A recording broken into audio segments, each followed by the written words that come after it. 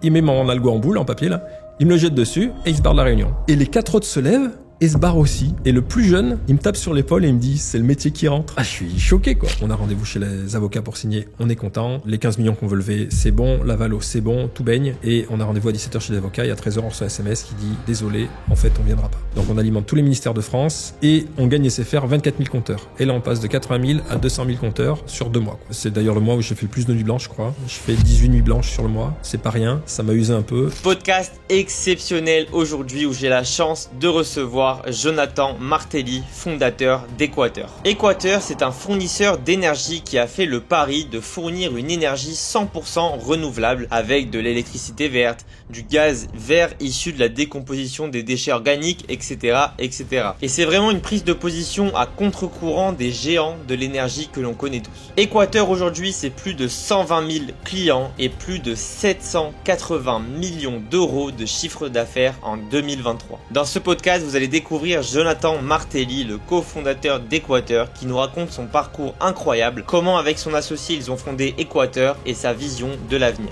Profitez bien de ce podcast et ouvrez grand vos oreilles parce que les conseils et anecdotes partagés dans cette vidéo peuvent vraiment énormément vous inspirer. N'oubliez surtout pas de liker, commenter et de vous abonner à la chaîne. Je vous laisse profiter de ce podcast. C'est parti. Jonathan, comment ça va ? Ah, ça va très bien, merci. Écoute, merci pour l'invitation. Ravi de te recevoir sur Il26 TV. Je pense que ça va être super intéressant parce que tu as un bon parcours j'espère. rempli d'anecdotes. Donc déjà, présente-toi pour ceux qui ne te connaissent pas rapidement et après on va essayer de revenir sur ton parcours de A à Z. Alors rapidement, donc je m'appelle Jonathan Martelly, je suis le cofondateur et directeur général d'Equateur, qui est un fournisseur d'énergie renouvelable. Voilà, j'ai 45 ans dans quelques jours, 2 jours. Ok. Et puis voilà, je vais raconter mon parcours un peu. Et alors comment ça a commencé déjà avant tout, est-ce que tu as commencé directement dans le système énergétique ou pas du tout ? Pas du tout, je viens du monde des télécoms. Ok. J'ai commencé chez France Télécom, à la maîtrise d'œuvre France Télécom sur le système de facturation. L'objectif c'était de tester en fait toute la nouvelle chaîne puisque les usages data sur les téléphones mobiles commençaient à émerger. On testait les premiers smartphones, les premiers téléphones 3G qui chauffaient tellement qu'on devait les poser au bout de 15 minutes sinon on se brûlait les oreilles et les mains. Et avec une qualité d'image qui était horrible, c'est-à-dire que les premières fois qu'on a fait du streaming vidéo, on regardait Roland Garros, on voyait très bien les joueurs, mais absolument pas la balle. Donc voilà, on voyait 2 gars courir sur le terrain. Et bon, bref. Donc le but, c'était de tester un peu tous les usages et toute la facturation de ces offres-là. Et de fil en aiguille, je me suis retrouvé avec une petite équipe de 3 personnes pour tester ça. J'avais 24 ans, je me suis retrouvé avec le plus jeune des 3 avec une configuration. Mais en tout cas, voilà, on s'est bien amusé. Et au bout de 18 mois à peu près, un peu plus d'1 an, ouais. Il y a Orange qui m'a repéré, qui était elle la maîtrise d'ouvrage en fait du projet, qui était le client grosso modo. Et je me suis retrouvé chez Orange pour faire l'équivalent de ce qu'on appelle PO maintenant, c'était chef de projet MOA, c'est-à-dire maîtrise d'ouvrage. Maintenant on appelle ça product owner, mais en tout cas sur la partie facturation et pour faire le paramétrage d'offres de ces offres en fait 3G. Et de fil en aiguille, j'ai commencé à prendre un peu de consistance sur un certain nombre de projets. À faire de plus en plus de choses et à me faire connaître, à participer sur les premiers lancements des MVNO, donc les opérateurs mobiles virtuels, comme M6 Mobile, avec une engueulade du patron d'M6 par mail parce que son offre ne passait pas à l'étranger, mais c'était les conditions de l'offre qui voulaient ça, et on a dû faire une petite entorse pour lui. Et puis voilà, en fait, ces succès ont apporté à chaque fois un nouveau projet, et je me suis retrouvé comme ça, un peu par hasard sur des discussions sur la facturation de la data, puisqu'on avait un vrai problème, qui était que la data était facturée au volume, et on verra qu'on a le même problème maintenant de l'énergie avec le mégawattheure, mais les clients ne savaient pas ce que c'était que du kilooctet, du mégaoctet, ils se rendaient pas compte que quand ils allaient charger un MP3, ça faisait 4 mégaoctets, donc voilà, en fonction des offres qu'ils avaient, ça pouvait coûter plus ou moins cher. Et en fait, Orange a proposé à ce qu'on facture par palier de 20 minutes la data. Et ce projet a été proposé à France Télécom, à trouver une solution. Et en fait, la solution n'a pas été trouvée. Ils sont venus en disant c'est impossible à faire, on peut pas le faire, voilà. Et pourquoi je parle de ça ? Pour montrer que ma carrière, pourquoi je fais cette introduction ? Parce que ma carrière va être ponctuée comme ça de petits coups d'éclat et de petits projets d'opportunités que je vais saisir. Et donc là, l'opportunité, c'est quoi ? C'est de dire il y a une solution qui est demandée, qui est demandée, et on n'a aucune solution en face. Et donc le directeur avec lequel je travaille chez Orange me dit t'as l'air sceptique. J'ai dit je suis sûr qu'il y a quelque chose à faire. Et en fait il me dit essaye. Et donc moi le week-end je travaille là-dessus. Et c'est une vraie complexité de faire cette offre-là parce qu'il y a plein de parties qui sont gratuites dans le parcours, le portail Orange, des chaînes de télé, enfin il y a tout un tas de trucs. Donc il faut vraiment découper. Et je travaille un algorithme que je propose finalement aux architectes et aux maîtrises d'œuvre à ce moment-là. Je passe mon week-end dessus. Et premier scandale, puisque j'arrive à cette réunion avec toutes les maîtrises d'œuvre qui sont très mal à l'aise parce que c'est pas du tout comme ça qu'il faut faire. Moi, je suis côté client, je suis pas censé amener une solution. Les architectes débarquent dans la réunion, ils font vraiment la gueule, et le chef des architectes arrive et il m'enchaîne direct en me disant c'est pas moi de faire ça, c'est scandaleux, en plus c'est n'importe quoi, comment j'ai pu trouver la solution le week-end. Il part en claquant la porte, je me retrouve comme un con là avec les équipes. On bosse quand même. L'idée c'était pas de briller, c'était de dire je suis sûr qu'on peut le faire et vraiment prenez la solution, le brouillon que j'ai fait et que ça sert de base de socle.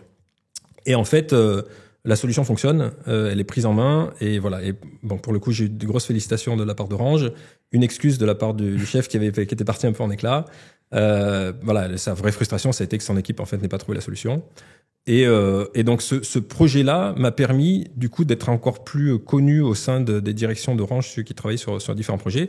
Et donc on m'a amené tout un tas de projets assez sympas. Je me suis retrouvé sur le lancement de l'iPhone par exemple. Donc il faut savoir qu'en France l'iPhone quand il est sorti en 2006, si je me souviens bien 2006, c'était une exclusivité en fait chez Orange. Et on peut se dire l'iPhone c'est juste un mobile. Alors déjà c'est un mobile qui a fait beaucoup parler de lui à l'époque, mais qui était très en retard en réalité sur tous les autres téléphones qu'on avait. Il faisait pas 3G, il faisait pas MMS, il faisait pas GPS, mais en tout cas, il avait une interface qui était incroyable et il avait vraiment quelque chose de différent, et l'écran tactile et tout. Et le sujet de l'iPhone, c'est que quand on faisait les tests, il émettait beaucoup de choses et récupérait beaucoup de choses, beaucoup de données. On ne savait pas quoi. Et donc les gens d'Apple, le siège d'Apple nous disaient ça c'est confidentiel, vous saurez pas ce que c'est. Et donc nous on avait un vrai problème parce qu'on pouvait pas traquer ces trames-là. Et comme on vient de passer à la facturation à la durée, c'est-à-dire que le téléphone, même en veille, il continue de charger des trucs, d'émettre des trucs, et donc ça facturait tout le temps. Et donc pour éviter que les clients ils payent 800 € par mois de data, on s'est retrouvé à faire de l'illimité. C'est comme ça en fait que l'illimité est arrivé chez Orange. C'est un mix des deux. C'est un mix de ça et un mix de SFR qui faisait une contre-offensive du fait qu'on lançait l'iPhone avec des offres illimitées. Et donc voilà, on a lancé la data illimitée à ce moment-là sur le mobile. Et ça a été super, ça a créé vraiment un essor. Petite anecdote, on lance l'iPhone justement. Lancement grande pompe, journal télévisé de TF1 en direct, les agences ouvertes à 8h30. Voilà, on va ouvrir toute la nuit, il y a des files de milliers de personnes qui font la queue et tout. Et en fait, à 21h00, tous les systèmes se coupent, puisqu'en fait, tous les soirs, les systèmes d'Orange se coupent pour de la maintenance. Et personne n'avait pensé que ce jour-là, il fallait peut-être pas lancer le processus de maintenance. Donc bon, petite panique à bord, mais en tout cas, voilà, tout s'est bien passé. L'iPhone fait que, en fait, il y a un réel essor sur la data en France. Et à ce moment-là, les gens sont habitués à faire de la data, à télécharger, à faire du streaming et tout, et commencent à aller à l'étranger avec. Et sauf qu'à l'étranger, la facturation de la data, c'est pas illimité du tout. Non. C'est très cher. Et on commence à avoir des scandales avec des clients qui reviennent avec des factures à 15 000 €, 20 000 €, le record à 77 000 €. Wow. 77 000 €, c'est un client qui est parti en République tchèque, qui a commencé le téléchargement de la saison 1 de Desperate Housewives, et qui l'a fini en République tchèque. Et voilà, et les 5 gigas lui ont coûté 77 000 €. Il les paye vraiment? Et non, en fait, ce qui se passe dans ces cas-là, l'opérateur, par peur de scandale, étouffe un peu le truc, paye lui la facturation à l'opérateur étranger, c'est quand même plusieurs dizaines de milliers d'euros, et demande généralement au client d'aller voir ailleurs s'il ne trouve pas un autre opérateur. Quoi. Et là me vient une idée en me disant, mais en fait, même sur les clients, parce que sur les clients prépayés, c'est très simple, que ce soit en France ou à l'étranger, il n'y a plus de crédit, il n'y a plus de crédit. Sur les clients en abonnement, c'est une fois qu'on reçoit la facture qu'on se rend compte vraiment de ce qu'on a dépensé. Et donc là, je propose un truc, je dis, mais en fait, sur les usages data, on est capable de traquer en temps réel la consommation, et je peux créer une espèce de compteur qui fait que quand on dépasse un certain montant, on coupe, on dit au client, désolé, t'as atteint un certain seuil, si tu veux aller plus loin, tu nous appelles, on débloque. Et donc je propose ça en fait au marketing qui au début ne veut absolument pas. Il me dit mais non, c'est une perte de chiffre d'affaires. Je dis oui, c'est surtout des scandales et des clients qui d'Alpha ne payent pas les factures, donc trouvons le seuil qui convient. Et je pousse ce projet-là, et donc là pareil, c'est assez vaste dans le sens où il y a plein d'applications qui sont impactées par ce truc-là. C'est un projet qui a de la visibilité, je suis super content, le truc sort. Et voilà, le seul problème, c'est que les clients, quand ils sont dans cette situation et qui disent finalement, moi je veux bien payer un peu plus, un pass ou quelque chose, un forfait pour compléter, il faut plus de 2 jours pour que cette option soit activée. Et là-dessus, je dis, mais on pourrait le faire en fait en instantané. Et on me dit non, ça va être compliqué, c'est trop long et tout. Et n'écoutant toujours que moi-même, je commence à aller voir un peu les chefs de projet sur les autres briques et tout ça du système d'information. Et je trouve une solution pour qu'on l'alimente en direct. Et là, on m'explique qu'en fait, c'est un projet qui est tellement transverse que je suis obligé de passer à la DSI Group pour présenter ce projet. Donc là, j'ai 26 ans. On me dit, c'est un projet qui est assez costaud, donc défends-le auprès du DSI. Et je me retrouve donc à l'étage du siège social d'Orange, à l'étage de la direction, à présenter mon projet, écran géant. J'ai le DSI qui est là, le directeur marketing, un chargé de marketing qui m'accompagne sur le projet, et l'ingénieur qualité, parce que chez Orange, tout ce qu'on fait, il y a un ingénieur qualité. Et je présente le projet, le parti marketing présenté par le marketing, moi je présente la solution. Et on finit la présentation et le DSI dit super projet, directeur marketing aussi, et dit franchement ça fait plaisir de voir quand le marketing amène une bonne idée et que le SI suit, quoi. Et là la personne qui représentait le marketing a été hyper fair parce qu'il dit non mais l'idée elle vient pas de nous, elle vient de lui. Et donc là j'ai les félicitations de la direction d'Orange et vraiment c'était un moment magique pour ma carrière. Enfin voilà, moi j'ai à ce moment-là. Et tous ces petits projets-là, tous ces petits trucs, chaque fois ça met en confiance. Et je me dis, OK, il faut continuer. Et donc là, on m'invite sur des projets hyper intéressants. Je me retrouve à représenter, alors que je suis prestataire, hein, je suis externe, moi, Orange. Je me retrouve à représenter Orange France au sein de toutes les filiales d'Orange. Donc, il y a Orange UK, Orange Espagne, Orange Slovaquie, Orange Roumanie, Centertel, qui est le Orange au Pologne, et puis Mobistar en Belgique. Et en fait, je représente Orange France auprès d'Oracle pour dire qu'est-ce qu'on veut dans la future solution de facturation du groupe Orange, quoi. Donc ça me met vachement en valeur. Alors c'est très compliqué parce que mon anglais il est ce qu'il est, mais voilà, je me retrouve là, ça me fait super plaisir. On me propulse sur le projet Next, donc qui était la fusion des systèmes d'information de France Télécom et Orange. C'est un projet titanesque. Je me retrouve avec des gens qui ont presque tous le double de mon âge, que des internes évidemment, des gens très très haut placés. Et en fait, je suis démasqué au bout de 3 jours. Quelqu'un découvre, je ne sais pas comment, que je suis externe et surtout que j'ai un certain âge assez jeune. Et donc, on me met dehors, mais vraiment comme une merde, pendant la réunion, pendant un des ateliers. On le découvre, c'est-à-dire que tout le monde se tourne vers moi, on me dit, il paraît que t'es externe. Je dis, oui, c'est vrai. Et on m'a dit, tu sors, t'as rien à faire ici, c'est ultra confidentiel, tout. Voilà, bref. Tant pis, tout ça pour dire que voilà, je me suis retrouvé sur des projets super sympas. Et vraiment, Orange, j'étais comme chez moi. C'est-à-dire que j'avais une liberté. Enfin, mon chef, je le croisais, il me disait, ça va. Et c'est à peu près les échanges qu'on avait. Il me disait de temps en temps, bon, sur quoi tu es, histoire que je sache si on me demande. Mais voilà, j'avais vraiment une grande liberté. Il y avait beaucoup de directions qui travaillaient avec moi. Et j'étais vraiment super bien. J'avais été le seul à avoir un badge 24/24 parce que je restais hyper tard la nuit. Ils en avaient marre que je fasse sonner à chaque fois les alarmes, que je passais par-dessus le portail et tout. Et donc, ils m'ont dit, bon, voilà, j'avais vraiment quartier libre. Ils m'ont proposé de m'embaucher. Ça, c'était hors de question. Pour des raisons toutes simples, c'est que j'ai pas fait de grandes études. Enfin, j'ai pas un diplôme d'ingénieur de grandes écoles et quoi. Et chez Orange, déjà, quand on a un certain niveau d'ingénieur, de diplôme d'ingénieur, on est assez vite limité pour monter. En tout cas, c'était comme ça à cette époque-là. Si on n'a pas fait l'X, si on n'a pas fait les ponts, le télécom ou quoi, c'était un peu limité. Et donc, voilà, j'ai pas envie que ma carrière s'arrête à 30 ans ou 35 ans, en me disant qu'après, je peux bouger que de façon transversale. Voilà, donc interne, j'ai refusé. Après, on m'avait proposé même de me prendre en indépendant, hors contrat et tout, pour avoir des TGM que je voulais. Mais voilà, le truc, c'est que moi, je voyais en fait des consultants qui étaient là depuis 8 ans, 9 ans. Et je me disais, en fait, j'ai pas envie. J'ai pas envie dans 9 ans de travailler avec les mêmes personnes, qui étaient super, hein, mais c'était pas le sujet. C'était de me dire, voilà, je suis toujours dans le même environnement et je fais en fait toujours la même chose. Et je me balade, c'est-à-dire que vraiment, à ce moment-là, moi, je me baladais, quoi. Et j'ai dit, non, je veux d'autres choses, quoi. Et donc j'ai fait le choix de partir de là, alors que vraiment, j'étais hyper bien. Et à ce moment-là, je me fais courtiser par une société de conseil qui me connaissait parce que un des architectes justement qui était dans la fameuse réunion est devenu associé de cette boîte de conseil, et une autre personne qui était chez France Télécom aussi est devenue associée. Donc ils ont parlé de moi au patron. Le patron m'a reçu, Jean-Philippe Couturier d'ailleurs, que je remercie, qui a créé WOZ depuis, qui est un type exceptionnel. Et donc je me retrouve dans cette boîte là, et qui ont des profils que j'ai trouvé toujours assez impressionnants, vraiment des grands profils. C'est une boîte de conseil C'est une boîte de conseil informatique, qui fait du conseil informatique principalement, et de systèmes d'information, et et de processus, qui fait des audits et tout ça. C'est une 30aine de personnes, mais vraiment des profils, je trouve, ultra qualifiés. Et d'ailleurs, il y a une inadéquation, je trouve, avec moi. C'est-à-dire qu'ils sont tous de grandes écoles, ils lisent beaucoup, ils parlent beaucoup de méthodologie et tout, alors que moi, je suis quelqu'un qui improvise, quoi, tout le temps. Et donc, il y a ce petit décalage-là, mais voilà, en tout cas, je suis avec eux, et on m'envoie sur une mission qui est Orange Niger. Et en fait, Orange Niger, c'est quoi le sujet? Le contexte, c'est que Orange n'a pas lancé d'opérateur depuis 9 ans, rachète généralement des opérateurs existants, puis recolorie en Orange. Et là, donc, ils gagnent une licence au Niger, c'est le 4e entrant, mobile fixe Internet. Alors, le fixe, c'est des téléphones qu'on fixe sur un mur. On le visse, et dedans on met une carte SIM puisqu'il n'y a pas de réseau filaire. Et Internet, c'est du WiMAX, donc c'est boucle locale radio avec une antenne de 4 mètres dans le jardin.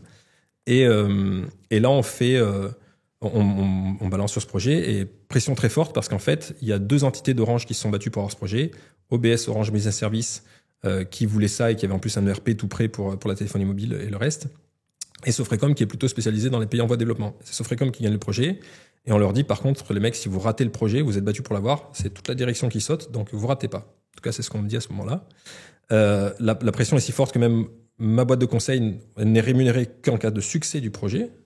Voilà, donc on m'envoie dans ce contexte-là. Et là, je découvre le directeur de programme qui m'explique, je dis, moi, je viens faire quoi? Et il me dit, faut que tu nous dises ce qu'on doit faire, quoi. C'est quoi les processus métiers? C'est quoi les applications? C'est quoi les fonctions? Tout, quoi. Ah, il me dit mobile fixe internet. Je dis, ok, bon, allons-y. Et là, je lui dis, mais c'est quoi un peu l'organisation du projet? Et il me dit, écoute, il y a directeur de programme et directeur des opérations. Un architecte fonctionnel, c'est toi, tu définis la solution. Un directeur de projet, 4 chefs de projet, 20 développeurs. Et je dis, d'accord, mais ça, c'est là aujourd'hui, le début du projet, mais la cible, c'est quoi? Et il me dit, non, ça, c'est la cible. Là, on est la moitié pour l'instant. Et je dis, mais attendez, 20 personnes chez Orange France, c'est juste l'équipe qui fait le paramétrage et des offres voix SMS, quoi, pour les clients en abonnant, quoi. Donc, c'est des échelles de projets complètement différentes. Enfin, chez Orange, je bossais à peu près avec 300 personnes au quotidien. Là, je me retrouve avec donc cette équipe de 20 personnes au total. Je dis très bien. Et je dis donc mon job, je dois tout définir, tout décrire, tout spécifier. Il me dit voilà, c'est ça.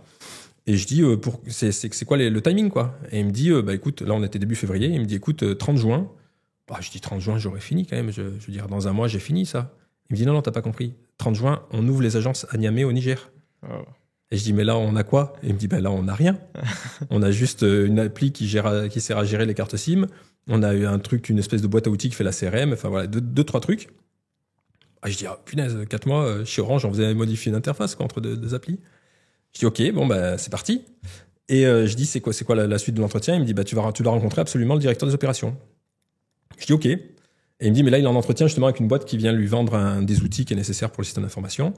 Et il me dit, ce qu'on va faire pour être sûr de pas le rater, parce qu'après, sinon, il va partir manger, on s'incruse dans la réunion, on se fait discret, quand il sort, on le chope. Je dis, ok. Et là, on s'incruse dans la réunion, il y a l'ingénieur avant-vente qui fait la démo de son produit, qui explique tout ça et tout, et qui explique un peu les flux qui se passent sur partie SI. Et à un moment, il dit un truc qui me titille un peu, quoi. Et moi, j'interviens et je lui dis, excusez-moi, en fait, ça marche comme ça pour les clients qui sont en abonnement, mais pour les clients prépayés, ça ne peut pas marcher comme ça. Et il me dit, si, il insiste un peu, il se vexe un peu. Et j'ai dit non, et je vais vous démontrer pourquoi. Et là, je passe au tableau, je prends un feutre, je commence à faire un dessin, il arrive à se convaincre du truc. Et quand même, il est un peu vexé, il me dit, mais vous êtes qui? Et je lui dis, je dis Jonathan. Et il me dit, mais vous faites quoi sur le projet? Je dis, je sais même pas si je fais partie du projet. Et là, je me tourne vers les directeurs des opérations et des programmes et ils me font. Et voilà, comme ça, le projet a commencé. Et c'était un projet incroyable. Pour moi, c'est le plus belle réussite de ma carrière. On parlera après d'Équateur, évidemment, mais c'est une belle réussite. Pourquoi? Parce que c'est un projet qui est extrêmement court, hyper challengeant. Et donc, on a 4 mois pour lancer cet opérateur. Et donc là, le projet démarre. On va faire du pragmatisme le plus total parce que quand on a des délais comme ça, on peut pas s'encombrer de trucs inutiles. Un exemple tout simple, donc le directeur de projet avait fait acheter un traceur pour imprimer le Gantt, donc tout le planning du projet, 635 lignes de projet. C'est-à-dire que tous les jours, il modifiait parce qu'une tâche avait bougé et tout. Et je disais, mais ça sert à quoi? Je dis, on en est où du projet? Et il me disait, voilà, on est tel jour, regarde, on est là. Je dis, mais on est là, c'est-à-dire, et le projet, on le finit comment? Là, il finit là. Je dis, non, mais ça veut rien dire, on est à 20%, 10% selon les applications, on n'avait aucune vision de ça, quoi. Et donc, moi, j'ai fait un planning avec 10 lignes et un par module, quoi, et c'est tout, quoi. Et je voulais savoir où on en était. Voilà. Et donc, on a commencé à avancer. Ils m'ont envoyé à Niamey pour voir les équipes réseau, puisque le réseau était fait par Huawei, donc une équipe de Chinois. Et je me suis retrouvé dans ce qu'on appelait la maison Huawei, donc ils avaient une espèce de maison immense. Premier étage, que des matelas et des gens qui dorment. Rez-de-chaussée, que des PC et des gens qui travaillent. Et ça tourne tout le temps. Incroyable.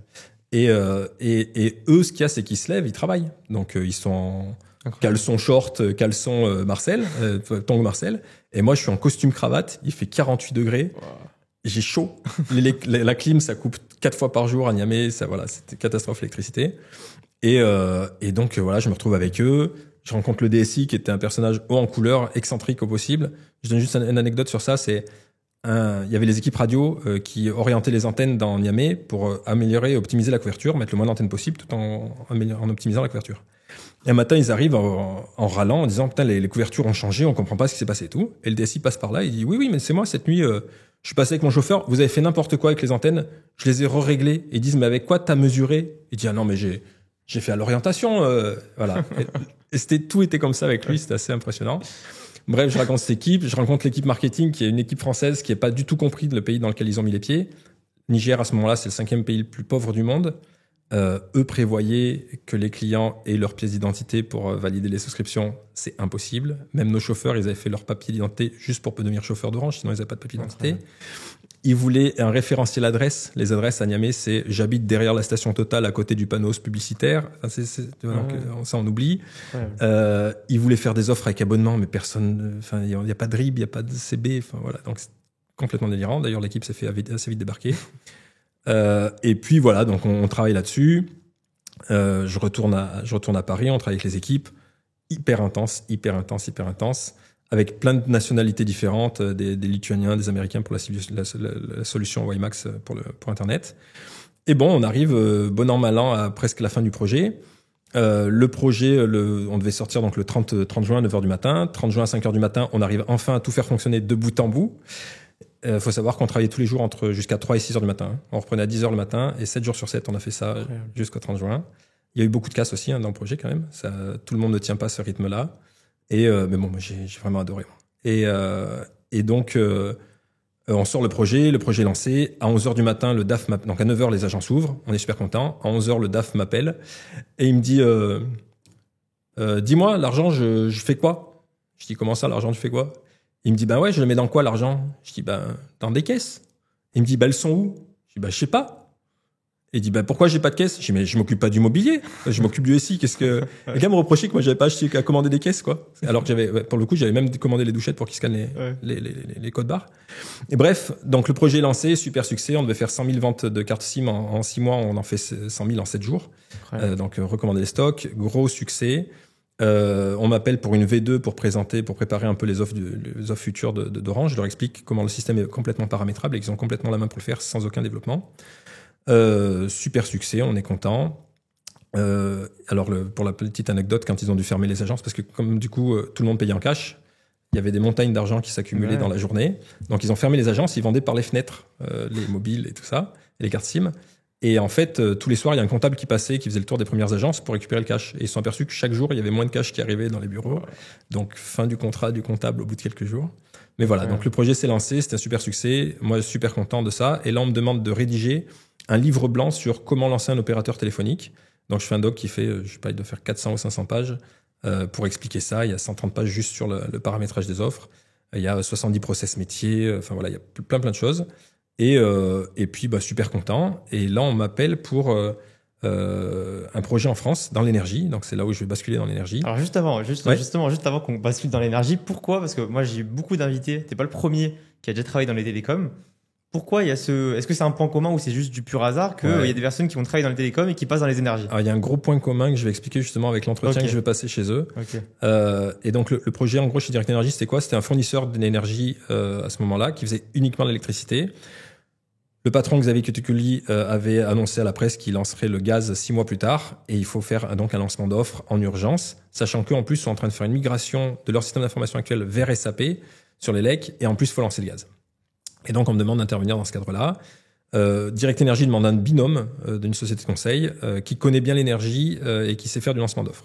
Il se trouve que le binôme avec lequel moi je vais a travaillé avant chez Poeo, donc était le concurrent direct de Direct Energy à ce moment-là. Et moi, j'arrive à l'entretien et c'est la seule fois, je pense, de ma vie que j'ai un entretien qui se passe comme ça, parce que je me fais engueuler 2 fois dans l'entretien. Au début de l'entretien, je me fais engueuler parce que justement, j'ai jamais travaillé l'énergie. Je dis, c'est vous qui avez accepté le rendez-vous. Enfin, moi, c'est écrit sur mon CV. Je veux dire, j'ai pas menti. Et donc, on me dit, oui, comment ça se fait? On a demandé un binôme qui travaille dans l'énergie. T'as jamais fait d'énergie, c'est inacceptable et tout. Je dis non, en effet, mais je viens du monde des télécoms et je pense que c'est assez proche. Et là, je vais répondre à ta question. On me dit, en quoi c'est proche? C'est très différent. Je dis, d'accord. Je vais vous poser juste quelques questions. Est-ce que oui ou non, il y a des souscriptions et un parcours de souscription? Est-ce que oui ou non, vous devez activer des clients sur le réseau? Oui. Est-ce que oui ou non, vous devez valoriser les usages et les abonnements? Est-ce que oui ou non, vous devez les facturer? Est-ce que vous devez les relancer? Est-ce que vous devez vérifier que tous les flux que vous recevez, vous les facturez bien, qu'il n'y ait pas de perte? Et est-ce qu'il faut que ça aille dans une compta générale? On me dit oui. Je dis bon, c'est bon, je viens de vous citer 8 des 12 processus du référentiel ITOM, c'est-à-dire dans le monde des télécoms, des processus métiers. Donc, je crois qu'il y a un peu de points communs, quoi. Et voilà, en fait, le point commun, c'est ça. Et surtout, en fait, qu'est-ce qui se passe au moment de l'ouverture du marché de l'énergie? C'est que c'est nouveau. Et donc, soit les gens viennent d'EDF, il y a peu de gens qui sortent d'EDF pour aller ouvrir les concurrents. Et le marché d'avant qui s'est ouvert justement à la concurrence et qui ressemble justement sur ces processus métiers sur du mass market, c'est le monde des télécoms. Et c'est pour ça qu'il y a beaucoup de gens des télécoms qui se sont retrouvés dans l'énergie. Et donc voilà, l'entretien continue. Se passe à peu près jusqu'à ce qu'on m'explique que on va lancer l'offre sur l'ancien système de facturation, enfin l'ancien système d'information de Direct Energy. Alors moi, je pose la question bête, je dis, attendez, je comprends pas, l'électricité, vous la migrez quand? On me dit, en janvier. Et je dis, l'offre gaz, on la sort quand? Ils me disent, en mars. Alors je pose la question bêtement, je dis naïvement, pourquoi on fait pas tout là? Parce que j'ai dit, j'imagine qu'il y aura des clients qui ont l'électricité et le gaz. C'est-à-dire vos conseillers clients, déjà, ils doivent switcher entre 2 applis, que toute la boîte va devoir penser 2 applis, on va devoir refaire une migration qui en ce moment est extrêmement coûteuse. Pourquoi est-ce qu'on fait pas ça? Et un des 2 directeurs que j'ai en face de moi explose, mais vraiment perte de contrôle total. Et il me dit, mais tu te rends compte comment t'oses remettre ça en question? Ça fait des mois qu'on discute de ce sujet, on vient enfin de trancher. Comment toi t'arrives en entretien, tu remets tout en cause, c'est inacceptable. Je dis, non, mais je voulais pas vous vexer. Moi, je vois ça, je vous dis, de mon point de vue, ça me semble bizarre, quoi. Mais vous l'avez fait sans doute pour très bonnes raisons. Je dis, moi, vous me montrez ça, je vous dis, bon, très bien, partons là-dessus, pas de souci. Et malgré tout ça, donc ils me gardent, ils me prennent en entretien, ils me prennent. Et je commence la mission. Et en fait, la mission aussi commence assez mal, puisqu'en fait, la première semaine, donc, on me demande de faire une tâche précise. Et moi, je fais pas du tout ce qu'on me demande, évidemment, n'écoutant que moi-même.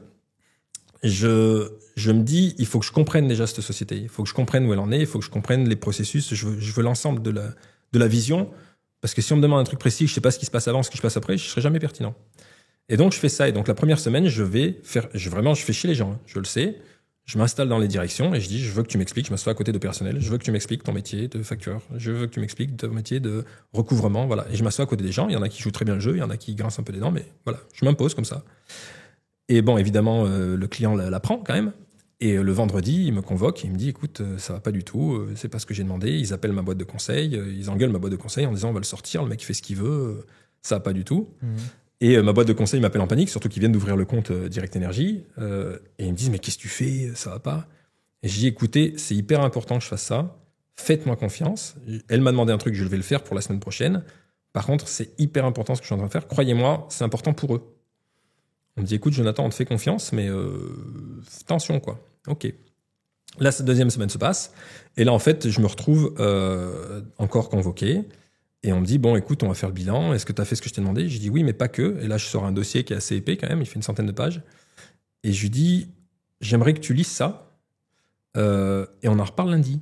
Et là, elle me dit, non, mais attends, c'est toi qui me convoque. Enfin, je suis le client. Je dis, non, mais on peut pas en débattre maintenant parce que c'est long. J'aimerais que tu le lises. Et quand tu l'as lu, j'aimerais qu'on en discute. Et elle me dit, mais t'es trop bizarre. J'ai jamais vu ça et tout. Je dis, j'entends que la démarche soit bizarre, mais s'il te plaît, c'est vraiment important que tu le fasses. Et elle joue le jeu. Et on se retrouve le lundi, et elle arrive avec une mine un peu dépitée, et il me dit, mais on s'est trompé. Je lui dis, oui. Il me dit, on a fait le mauvais choix. Je lui dis, oui. Il dit, donc je dois en parler à la direction. Je lui dis, oui, il vaut mieux. Et en fait, ce que j'ai fait pendant ces 2 semaines, c'est de prouver que le choix qu'ils avaient fait, c'était absolument pas le bon, qu'ils allaient dans le mur, que ça allait coûter une fortune, et qu'il fallait absolument qu'on parte directement sur la cible de la solution. Incroyable. Alors ça, c'est osé, hein, c'est culotté, Bah oui. mais je peux pas m'empêcher, moi. Je peux pas agir bêtement sur un truc si je me dis l'entreprise, et c'est pas mon entreprise, je suis consultant. Mais moi, à partir du moment où je mets le pied dans une boîte, il faut que la boîte, elle fonctionne le mieux possible. Et donc là, j'arrive et je me dis, ils vont dans le mur, il faut pas qu'ils fassent ça. On pousse là-dedans. Qu'est-ce qui se passe? C'est que du coup, au bout de ces 2 semaines, donc je me fais convoquer je suis reçu par le président de la boîte, qui me dit, bon, ben, on a fait un mauvais choix, bravo. Il me dit, par contre, t'es sûr que ça va le faire? Je lui dis, je suis sûr que ça va le faire. Il me dit, tu t'engages? Je m'engage. Pas de problème. De toute façon, qu'est-ce que je risque au pire? Il me faut dehors. Et donc voilà, on démarre comme ça. On se lance. Le projet gaz démarre super bien. Je suis avec mon binôme, tout se passe bien. Ça recrée de la confiance du coup avec la personne qui a un peu grincé des dents. Le projet avance super bien, mieux que prévu même, vraiment comme sur des roulettes. Le projet ELEC commence à avoir un peu de difficulté sur la migration. Je mets en évidence que en gros, à partir du moment où on dit on fait le gaz sur le système où il y a l'ELEC, on va tout faire pareil. Grosso modo, tout ce qu'on peut être commun, on fait commun. Sauf qu'il y a un système qu'eux ont mis en place sur la tarification des clients. Et je dis, je suis pas d'accord avec le modèle qui est fait. J'y connais rien SAP. Je ne suis pas consultant SAP. Il y a des consultants qui sont là pour ça, qui ont implémenté le modèle. Et pour autant, je dis, je remets en cause le truc, quoi. Et on me dit, mais attends, t'es qui, toi? Tu connais rien. Qu'est-ce que tu remets en cause le truc? Et je dis, je vous assure, je suis sûr que mon modèle est mieux que ce que vous avez implémenté. Et si bien que je force le consultant qui bosse avec nous sur le projet à l'implémenter comme moi je l'ai dit. Il me dit, mais non, mais je dis, s'il te plaît, tu fais comme je t'ai dit, tu l'implémentes. On l'implémente. Les autres me disent, mais du coup, ton modèle, il va, en termes de perf, ça va être une catastrophe. Et je dis, il y a quel moyen de savoir? On va faire des benches sur les 2 modèles. Avec le même nombre de clients, on va voir ce qui se passe. Et il se trouve que mon modèle, évidemment, fonctionne mieux. Il se trouve qu'en termes de maintenance, mon modèle est beaucoup mieux. Et donc, les consultants sont forcés de calquer leur modèle sur le mien et pas l'inverse. Et donc voilà, le projet se passe. La migration SAP Elex se passe très bien. Le projet est lancé. Tout roule. Ma mission est censée se terminer à ce moment-là.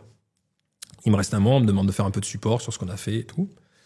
Et là, le directeur de facturation arrive en catastrophe et me dit « Jonathan, on a un gros problème. Ce mois prochain, on fait un changement de prix. Et en fait, on sait le facturer. C'est-à-dire que dans le système, il y a bien les données de facturation.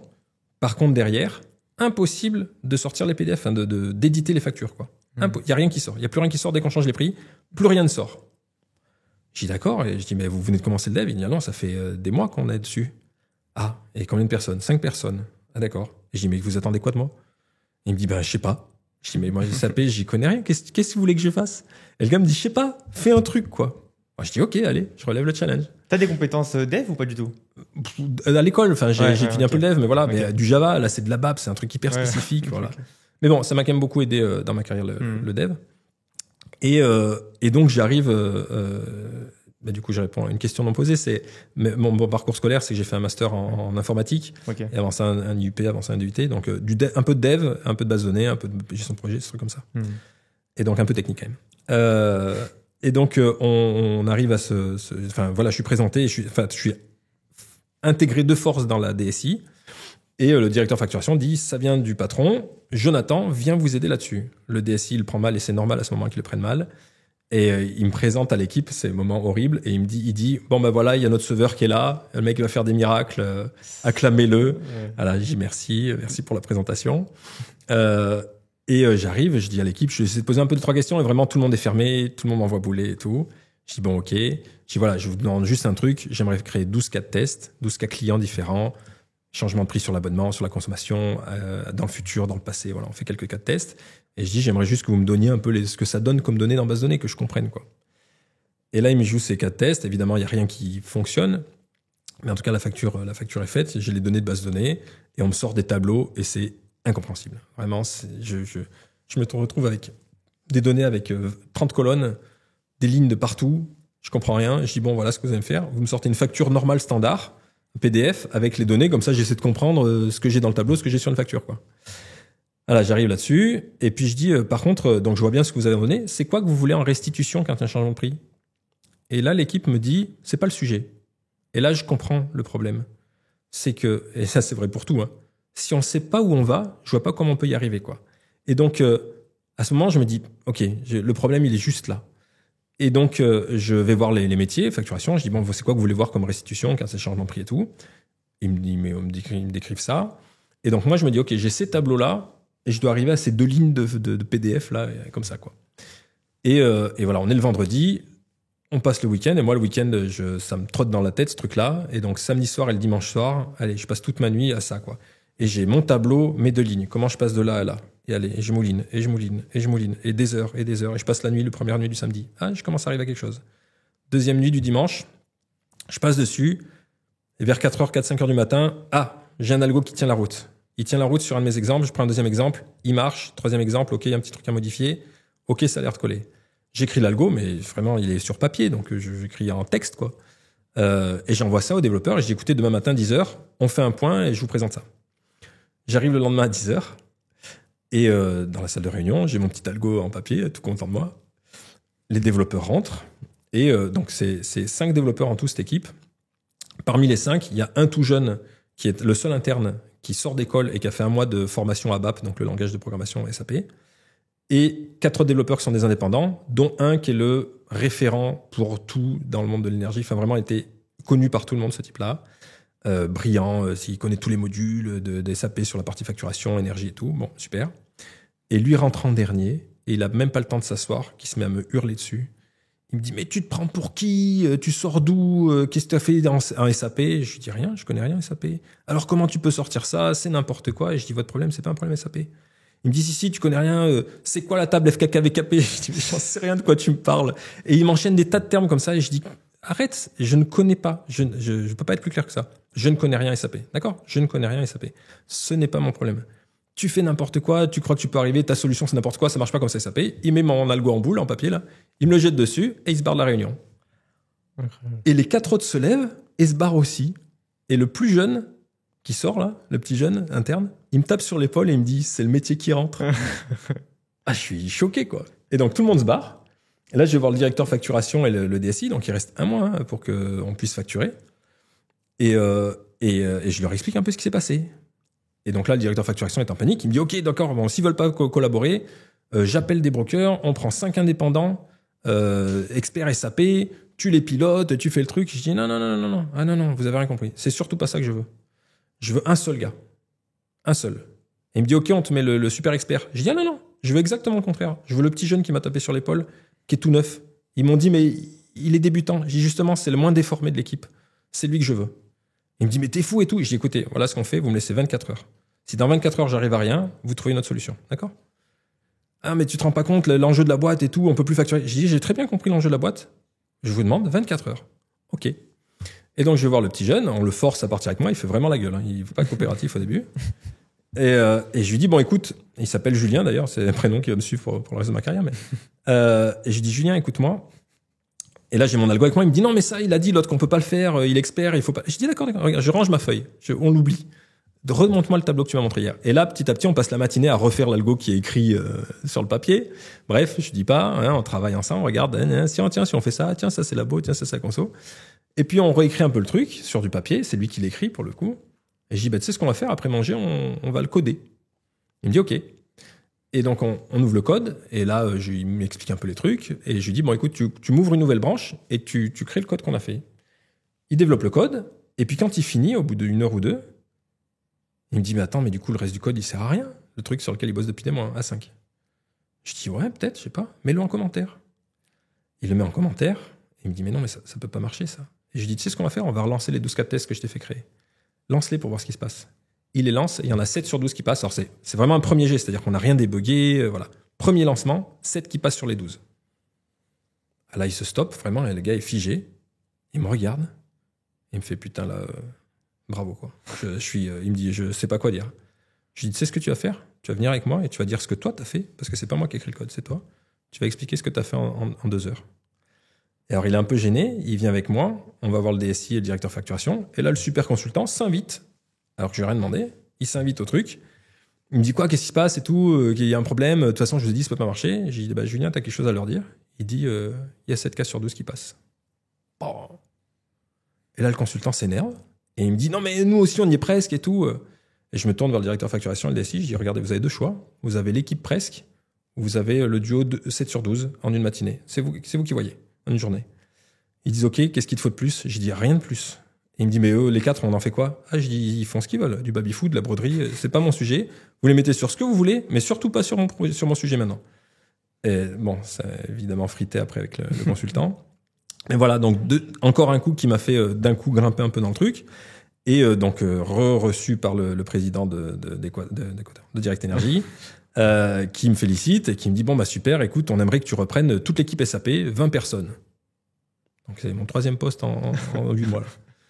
OK, je dis bah, super, mais moi je répète, je ne connais rien à SAP quoi. Ouais, c'est pas le problème, vas-y, tu gères l'équipe SAP. OK. Et l'équipe SAP à ce moment-là, c'est 14 externes qui bossent en vase clos, vraiment entre eux, et consultants fonctionnels, et 7 internes. Et les 7 internes, du coup, on leur fait faire un peu de tests une fois que les choses sont vraiment complètement conçues, développées, voilà. Et ils sont super frustrés, et je fais une première réunion d'équipe avec eux qui se passe extrêmement mal, puisque j'arrive et j'en ai 2 qui me sautent à la gorge et qui me disent, fais chier, on s'est encore foutu de notre gueule. On avait demandé un expert SAP, on nous avait promis qu'on aurait quelqu'un pour nous former. Toi, t'arrives, tu débarques, t'es consultant n'importe où, t'y connais rien SAP, on va encore rien apprendre, on s'est foutu de notre gueule. Alors j'ai dit d'accord, tout le monde pense ça, tout le monde me dit oui. Je dis ok, super. Je dis mais ce qu'il vous faut, je pense, c'est pas un formateur. Alors voilà ce qu'on va faire comme deal. Non, on veut pas bosser avec toi. Je dis ouais, j'ai très bien compris, il y a pas de problème. Je dis voilà ce qu'on va faire. On va faire un deal. Vous me laissez un mois. Pendant un mois, vous faites exactement comme je dis. Dans un mois, on refait cette même réunion. Si vous n'êtes pas content, on vote et je dégage. Il me dit, tu n'oseras jamais faire ça. Je dis, regardez, vous êtes 7, il y a 7 témoins, je ne peux pas tricher là. Dans un mois, on fait cette même réunion et si ça ne vous va pas, je dégage. Deal. Je dis, par contre, vous jouez le jeu. Vous faites tout comme je dis. Très bien, ok. Dès le lendemain, qu'est-ce que j'ai fait? J'ai changé l'organisation de l'équipe. J'ai créé des binômes internes-externes. Du coup, ils sont tous retrouvés avec des consultants. Ils sont montés en compétences hyper vite. Entre-temps, j'ai fait le choix d'internaliser et donc j'ai renversé le ratio interne-externe et j'ai commencé comme ça, quoi. Et au bout d'un mois, tout le monde était ravi, les équipes sont montées en compétences, tout s'est super bien passé. Tout le monde est ravi. Et là, moi, je constate que au-delà de l'équipe SAP, qui commence du coup, qui tourne pas mal, il y a d'autres équipes projets autour et ça tourne pas si bien et l'organisation elle est un peu bizarre. Et donc, j'en profite de cette aura que j'ai un peu là à ce moment-là. Et je vais voir le DSI et le patron de Direct Energy en disant, écoutez, je pense qu'on peut organiser la DSI un peu autrement. Et je propose une organisation projet où il y a 40 personnes. En gros, la DSI fait 80 personnes et je propose une équipe avec 40 personnes. Et je dis, il faut que vous trouviez le gars là en haut qui va gérer ces 4 équipes. En gros, projet amont, c'est-à-dire tout ce qui va être achat d'énergie, sourcing, équilibrage et tout. Tout ce qui va être ce qu'on appelait le projet aval, c'était espace client, souscription, interaction avec les GRD. Et puis l'équipe SAP et une équipe d'architecture fonctionnelle. Et ils me disent, bah super, l'organisation est validée, super et tout. Et ils me disent, bon, bah du coup, je dis, bah faut que vous recrutiez quelqu'un, quoi. Et là, ils me disent, bah pourquoi pas toi? Je dis, mais les loulous, j'ai 28 ans, qu'est-ce que. Et ils me disaient, alors? Je fais, oui, c'est vrai, et alors? Et du coup, je me retrouve à la tête de ce truc-là, de ce truc de 40 personnes. Et j'en parle à ma boîte de conseil parce qu'ils me disent, bah on te veut en interne, quoi. Et donc, j'en parle à ma boîte de conseil, je me dis, merde, ça va peut-être mal se passer. Et j'en parle et ils me disent, et donc là, je vais voir mon patron. Il me dit, écoute, Jonathan, t'étais chez Sofrecom pour Orange Niger. Les gars nous ont saoulés pour t'embaucher. On a lutté. T'es arrivé chez Direct Energy. On a vu ce qu'on t'a fait. On n'avait pas de doute que ça allait se finir comme ça. Donc voilà, on est très content pour toi. Félicitations. 40 bonhommes, qu'est-ce que tu veux qu'on te dise, quoi. Il me dit, t'aurais pris un poste pour être tu vois, tout seul et tout. Ouais. Bon, c'est un peu con, mais là, si tu récupères 40 personnes à ton âge, fonce, quoi. Bien sûr. Et surtout sur une boîte qui était en plein essor. Et donc voilà, je me retrouve avec cette équipe-là. Première réunion d'équipe encore se passe mal. Les deux qui sont en dessous de moi voulaient le poste, évidemment. Je fais le même discours. Hein. Alors, allez, les gars, dans un mois, on fait un point. Ah, c'est ça, en fait. Ouais, mais en fait, je remets en jeu parce que je me dis de toute façon, si ça se passe mal, quel intérêt je vais avoir de rester avec des gens qui n'ont pas envie de bosser avec moi? C'est ça, là, en fait, le truc. Et ça me met un challenge à moi. Je me dis, moi, j'ai tout intérêt, en fait, à améliorer les choses avec ces gens-là et à créer quelque chose. Et parce qu'en plus, si j'arrive à le créer, alors on va être encore plus fort. Et donc, j'ai aucun comment dire, remords ou regret ou de crainte de remettre ça en question, quoi. Et voilà. Et donc, je fais ça. L'équipe fonctionne. On avance sur les projets. Ça cartonne. La boîte cartonne, hein, Direct Energy. Or, on a eu des périodes très compliquées quand même. Il y a, je veux dire, un equity story de Direct Energy qui est un peu compliqué. Il y a quand même eu beaucoup de pertes pendant un certain temps. On intègre Poweo, donc on fusionne. On arrive à 1 million de compteurs qui sont alimentés. C'est super. Et là, en fait, qu'est-ce qui se passe? On est en 2013 et le premier week-end où je n'allume pas mon PC, déclic. Je me dis, ça y est, je dois faire autre chose. Parce que ça veut dire quoi à ce moment-là pour moi? Ça veut dire, ça y est, ça roule. Ça y est, j'ai assez confiance dans ce qui se passe en ce moment dans la boîte. J'ai fait ce que moi, j'ai pu apporter et j'aurais plus rien à apporter de plus en réalité. Et donc, premier week-end où j'allume pas mon PC, le lundi, je vais voir le DG, je lui dis, en fait, c'est la fin, quoi. Je lui dis, j'ai pas lu mon PC. Il me dit, ouais, tu te fous de moi. Il me dit, mais tu devrais être content, là, ça y est, t'as plus à courir. La boîte va faire enfin de l'argent cette année, c'est la première année où on va être rentable. T'as des stock options, le cours, il est en train de grimper parce qu'on était en plus coté en bourse, comme on a récupéré Poweo qui était coté en bourse. Le cours, il va exploser, tes stocks, ils vont valoir une fortune. Tu viens pas d'acheter un terrain à crédit? Si. T'attends pas un enfant? Si. Ben, qu'est-ce que tu veux, en fait? Tu veux plus d'argent? Et moi, je lui dis, non, je veux me barrer, quoi. Ah non, va réfléchir, j'ai compris, tu voulais juste un peu d'argent en plus, non? Et j'ai dit, c'est pas ça le sujet, quoi. Et donc, moi, je descends à mon bureau, j'imprime ma lettre de DEM, et je remonte dans son bureau, et je dis, ouais, c'est tout réfléchi, je me barre dans un mois. Et il me dit, mais non. Je dis, mais je suis pas venu pour négocier ou quoi que ce soit. Je suis venu te dire que dans les 6 mois, on trouve une date, je pars. Voilà, il y avait pas d'enjeu, quoi. Et voilà. Et du coup, en fait, ça précipite un peu les choses. Et pendant mon préavis, je tombe sur je fais un benchmark pour le marketing, et je tombe sur un fournisseur qui s'appelle l'Empiris. Et je vois le site, il ressemble à rien. Je fais le parcours de souscription, c'est une catastrophe. Enfin, il y a rien qui va. Et je me dis, bon, c'est super, nouveau challenge. Et alors, avec mon binôme, justement, qui était toujours dans les bureaux aussi, qui était toujours là, et je dis, écoute, ça te dit, on essaye de rentrer chez l'Empiris tous les deux. Il me dit, allez, go. Et alors, on travaille, c'est jamais travaillé autant de temps sur un mail. Le mail, mais aux petits oignons pour savoir ce que lui dit pour lui, ce que je dis pour moi, comment on se complète bien, si c'est bien en relation avec nos CV. On prend style 4 jours pour écrire un mail. Au directeur général, on trouve le lien sur LinkedIn, on trouve un email, je sais même plus comment. Et donc, je dis, allez, on fait le mail. C'est bon, les CV sont prêts, le mail est prêt. Allez, vas-y, tu l'envoies. Il envoie, le mail part, et il manque 2 choses au mail. Il manque nos CV, et il manque le contenu du mail. Il a juste envoyé l'objet. Le mail est vide. Et là, je dis, mais tu te fous de moi, c'est pas possible. Bref, on renvoie le mail. Le mail est transféré à ce moment-là à un monsieur qui vient d'être intégré chez l'Empiris France, s'appelle Julien Tchernia, et qui vient juste d'arriver. Et le mail dit à ceci à peu près, il dit, j'ai reçu ces CV, je suis pas sûr que ça nous intéresse. Okay. Et Julien nous reçoit en entretien. Un jour où il a neigé beaucoup, j'arrive les pieds complètement trempés en entretien. Je sais pas ce détail, mais resté en tête. Et on arrive en fait à l'entretien et le courant passe tout de suite avec Julien. Avec moi, ça passe tout de suite. En plus, sa femme est italienne, il a travaillé en Italie, je suis italien. On commence à échanger en italien alors qu'il y a mon binôme qui du coup est un peu largué là sur l'entretien. On revient en switch en français et lui, je lui raconte un peu mon départ de Direct Energy. Il me dit c'est couillu ça. Et je dis ouais, mais c'est comme ça. Enfin, la vie, il faut que ce soit comme ça, quoi. Ça peut pas être mou. Et donc voilà, l'entretien se passe bien. Il me dit écoutez, si j'ai quelque chose, je vous rappelle. Et en fait, il me rappelle juste moi quelques jours après. Et il me dit j'ai peut-être un truc pour toi, mais c'est juste une mission de 8 jours. Je suis pas sûr que ça s'intéresse.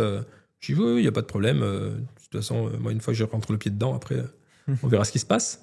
Et donc il m'envoie 8 jours à Liège, puisque les bureaux sont à Liège et toutes les équipes sont à Liège. Elle représente quoi la boîte à peu près Donc l'Empiris, c'est à peu près à ce moment-là. Donc l'Empiris existait en Belgique depuis 2013, depuis 2008 pardon.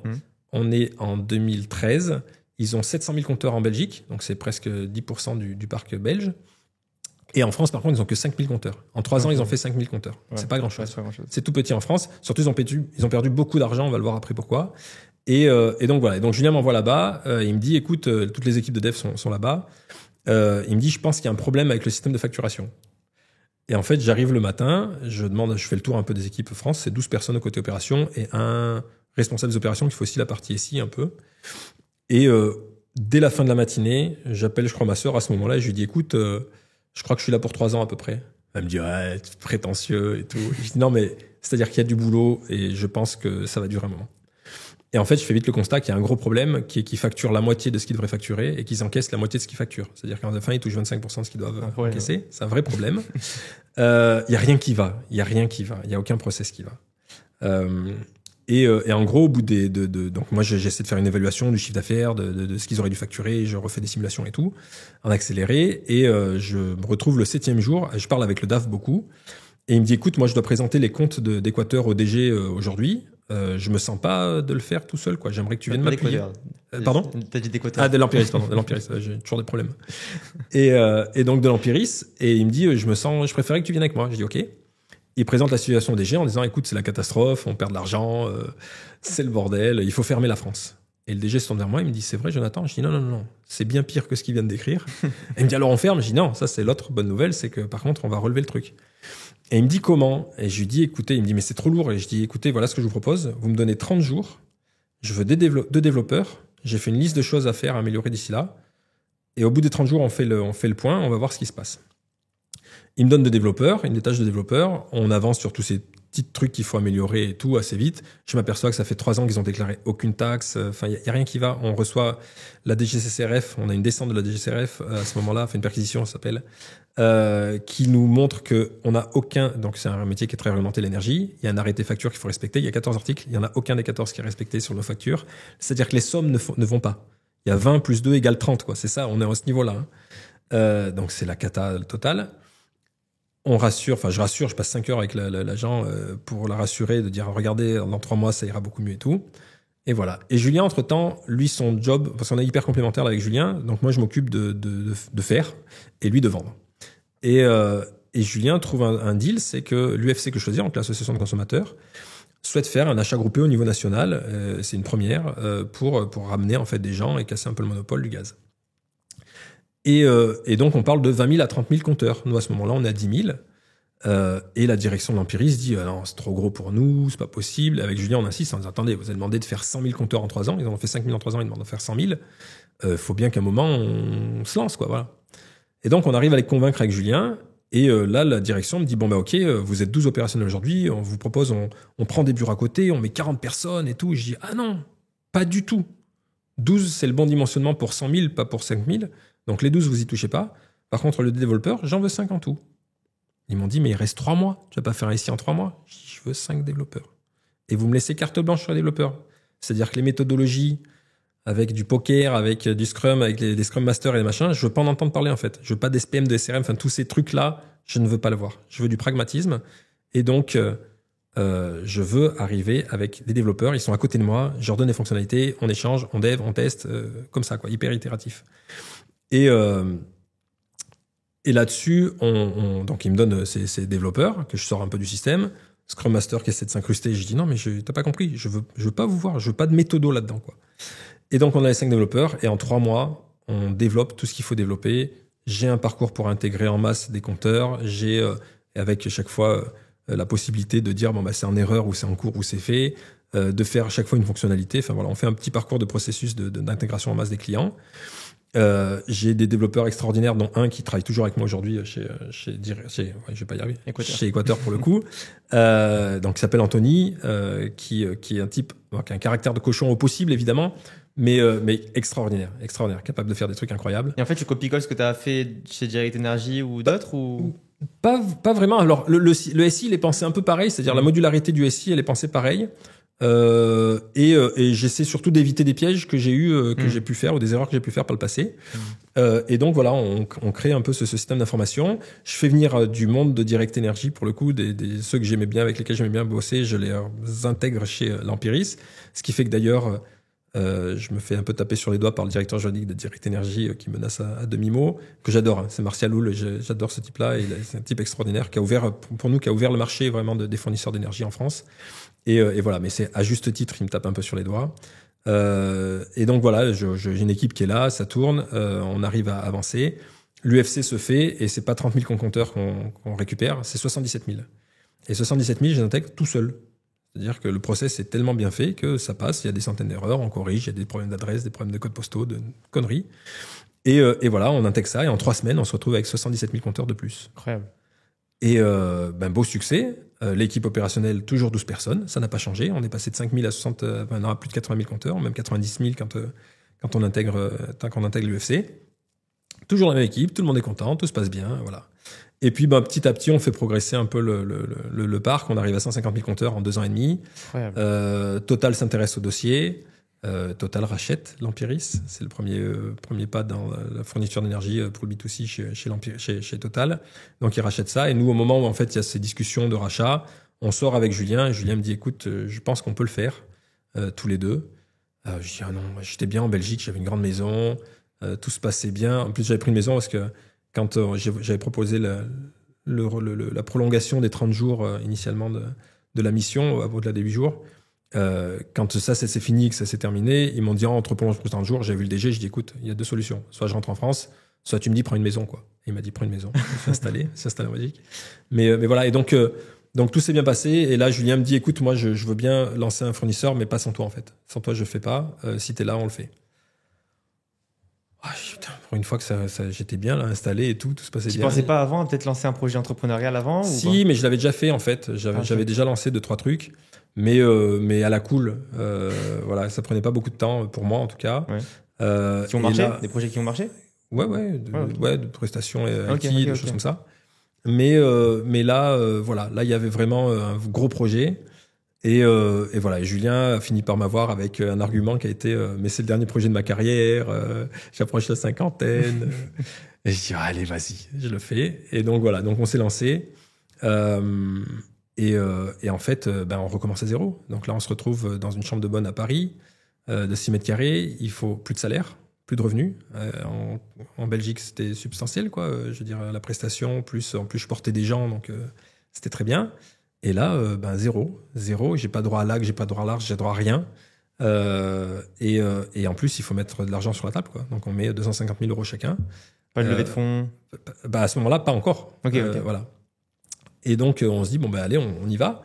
Et ce qui est assez drôle, c'est que, pas un moment, on s'est dit, et si ça foire? C'est-à-dire qu'on s'est dit, on y va parce qu'on a envie de le faire, on va s'amuser. Et en fait, si l'argent est perdu, si le temps est perdu, c'est pas grave, en fait. On a fait au moins ce qu'on voulait faire. Et donc, on recommence à zéro. Et en lançant Équateur, je me dis, je vais réappliquer, en fait, quelque chose une idée qui est née de chez Direct Energy, du DSI d'ailleurs, Direct Energy, Emmanuel de Cologne, qui avait lancé le CAP, c'est-à-dire il disait il faut garder le cap. Le CAP, c'était créativité, audace et pragmatisme. Et en fait, c'est quelque chose qui a drivé toute ma carrière sans le vouloir. Et je me dis chaque fois, en fait, c'est ça, c'est faire beaucoup avec peu. C'est essayer de contourner un peu les choses, c'est essayer de se lancer sur des choses. Et ce que j'essaie d'appliquer d'ailleurs dans la vie de tous les jours, parce que on peut faire beaucoup mieux avec beaucoup plus de moyens en fait. Mais si on peut arriver beaucoup plus vite, même pas à 100%, à 80%, mais beaucoup plus vite avec beaucoup moins de moyens, il faut y aller. C'est ce que j'essaie d'expliquer aux équipes. C'est très difficile. parce que les méthodos chaque fois impliquent un certain cadre et les gens se formatent assez vite en fait à ce genre de choses. Je sais que ça rassure, mais en fait il faut savoir travailler en dehors de ces cadres-là. Et voilà, quand on crée Equator, donc on se lance, on commence à 4 personnes, donc Julien et moi, et puis 2 personnes que j'avais ramenées de Direct Energy chez l'Empiris et de l'Empiris après pour Equator. On a tous des cartes Thalys et donc on squatte le Thalys Lounge à Gare du Nord. Comme on peut prendre 2 heures chacun, on fait des journées de 8 heures une fois par semaine pour tout se voir. Et le projet commence comme ça. L'idée, c'est quoi? C'est de lancer un fournisseur renouvelable qui soit un peu décalé en termes de communication, qui soit donc renouvelable évidemment, qui soit proche des clients, vraiment à proximité. On y a beaucoup tenu. Et puis qui soit un peu innovant parce qu'en fait, à ce moment-là, à part du prix, personne ne propose rien. Nous, on se dit de toute façon, la course au prix, on ne pourra pas la faire. Il y a des géants en face de nous. Il y a Total, il y a Cdiscount à ce moment-là. Il y a Leclerc qui se lance. Enfin, voilà. Des gens qui pouvaient faire du moins 10, moins 15, moins 20%. Nous, non. Et je ne pouvais pas faire la course à l'échalote. Donc, il fallait qu'on propose autre chose. Et cette autre chose, c'était ça. Et puis, sur la partie innovation, on a essayé d'apporter autre chose. On a été le premier fournisseur à proposer une offre 100% biométhane. On a été les premiers à proposer le rachat d'énergie, de surplus d'énergie en dehors de l'obligation d'achat. On a été les premiers à être dans la blockchain avec le paiement par SolarCoin, qui était une crypto-monnaie. Enfin voilà, il y a plein de choses comme ça qu'on a fait. Alors, il y a des choses, c'était vraiment des idées business pour développer l'activité. Il y en a qui servaient surtout beaucoup à communiquer pour que quand la presse se tourne, se dise bon, j'ai quoi en face de moi? J'ai les 2 historiques des FNJ, j'ai 2 pétroliers gaziers, Total et Eni. Il me faut autre chose. Et l'autre chose, il fallait que ce soit nous, quoi. Et donc voilà, donc c'est comme ça qu'on a beaucoup capitalisé en tout cas sur la marque. Donc l'idée en fait c'est pas d'aller chercher les meilleurs prix parce que c'est pas possible au vu des concurrents, mais c'est au moins de proposer une alternative qui est plus responsable pour les clients. Plus responsable. Alors il faut pas être hors sol, c'est-à-dire que vous pouvez pas être hyper cher, ça marche pas non plus évidemment. Il faut rester dans un seuil qui soit raisonnable, que les gens sont prêts à accepter parce qu'en fait pour beaucoup 50 €, 100 € par an, c'est pas l'enjeu en fait. Par contre si vous proposez autre chose, que ce soit décalé, que ce soit des conseils, que ce soit une énergie responsable, voilà, c'est tout ça, et que les gens s'identifient plus à la marque, là, vous pouvez y arriver. Alors, on n'est pas Apple, on n'a pas le pouvoir de dire on fait x2 en termes de prix, et il n'y a pas de problème.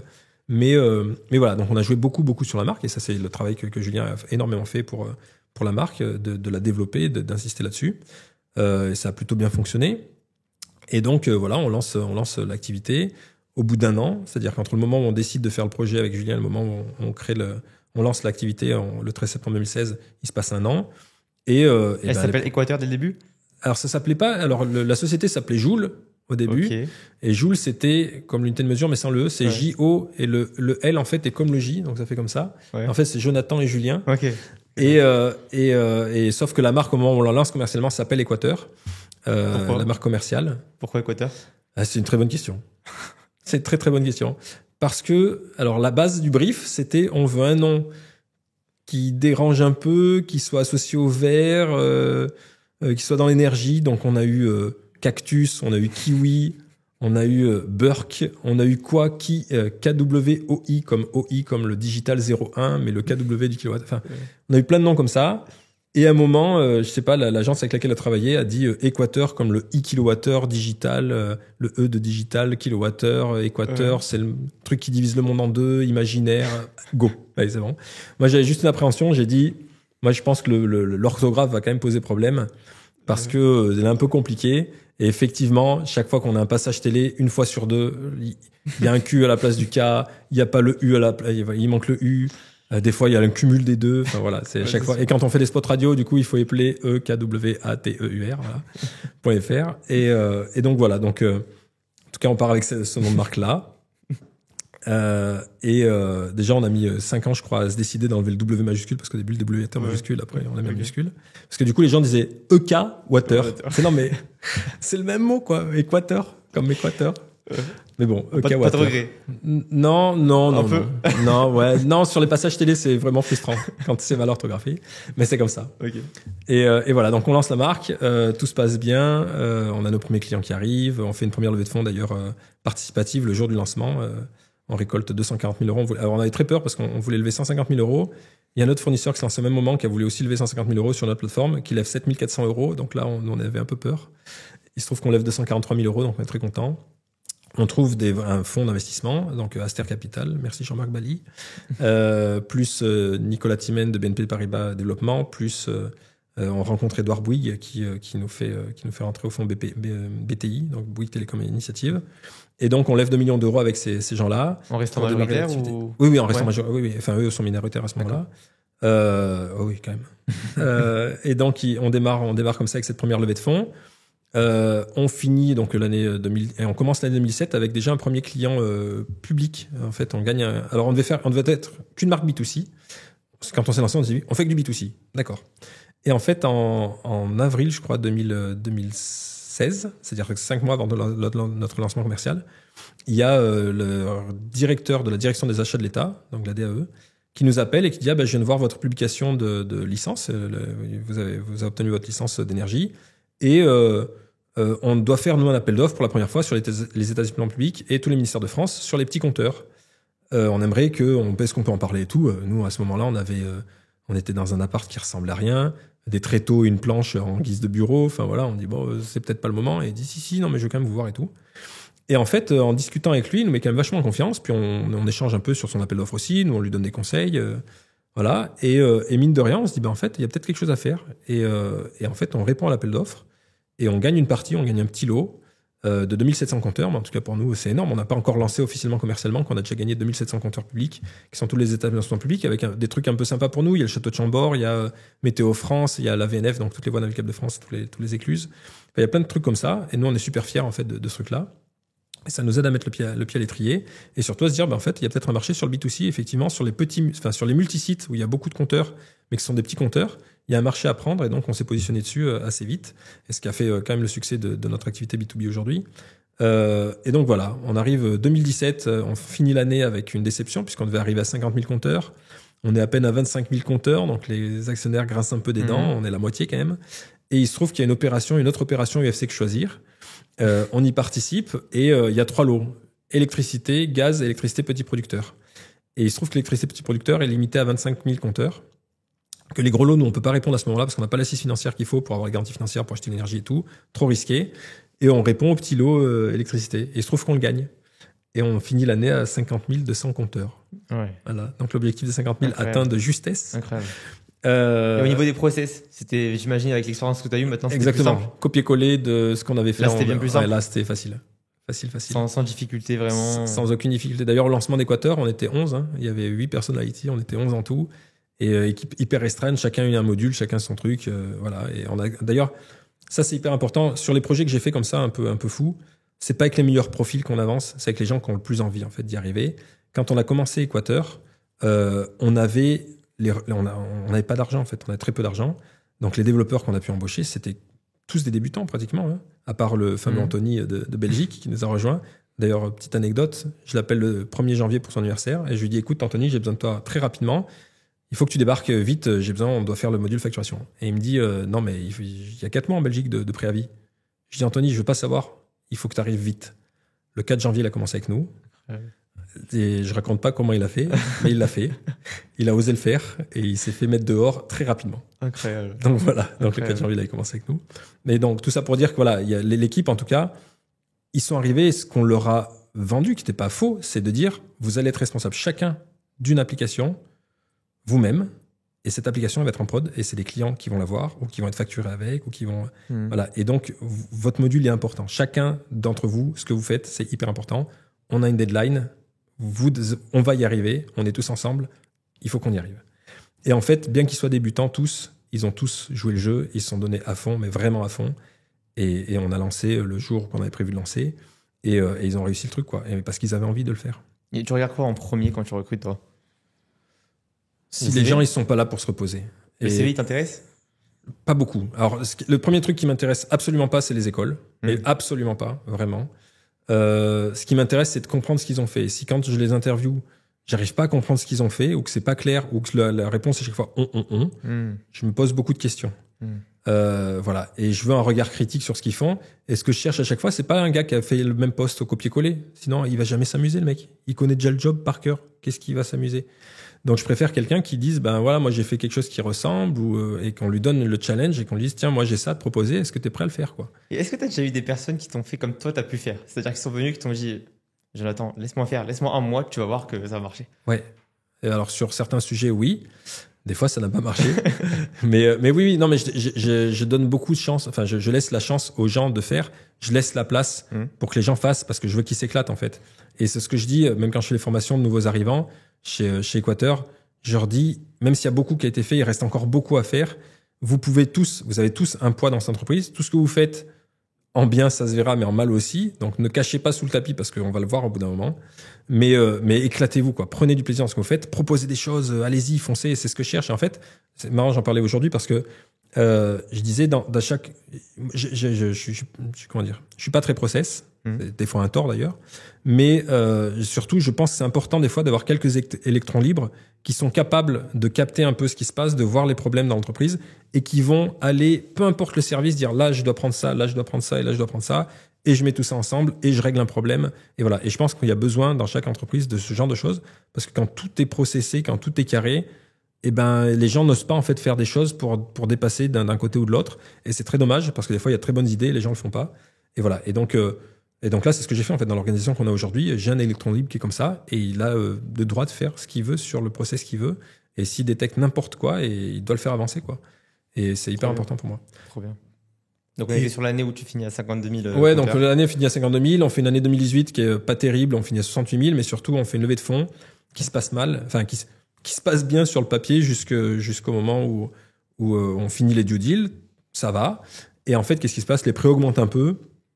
Et ce fonds, en fait, nous, on va avec Julien en Islande pour recevoir le prix de la meilleure marque verte au monde dans l'énergie.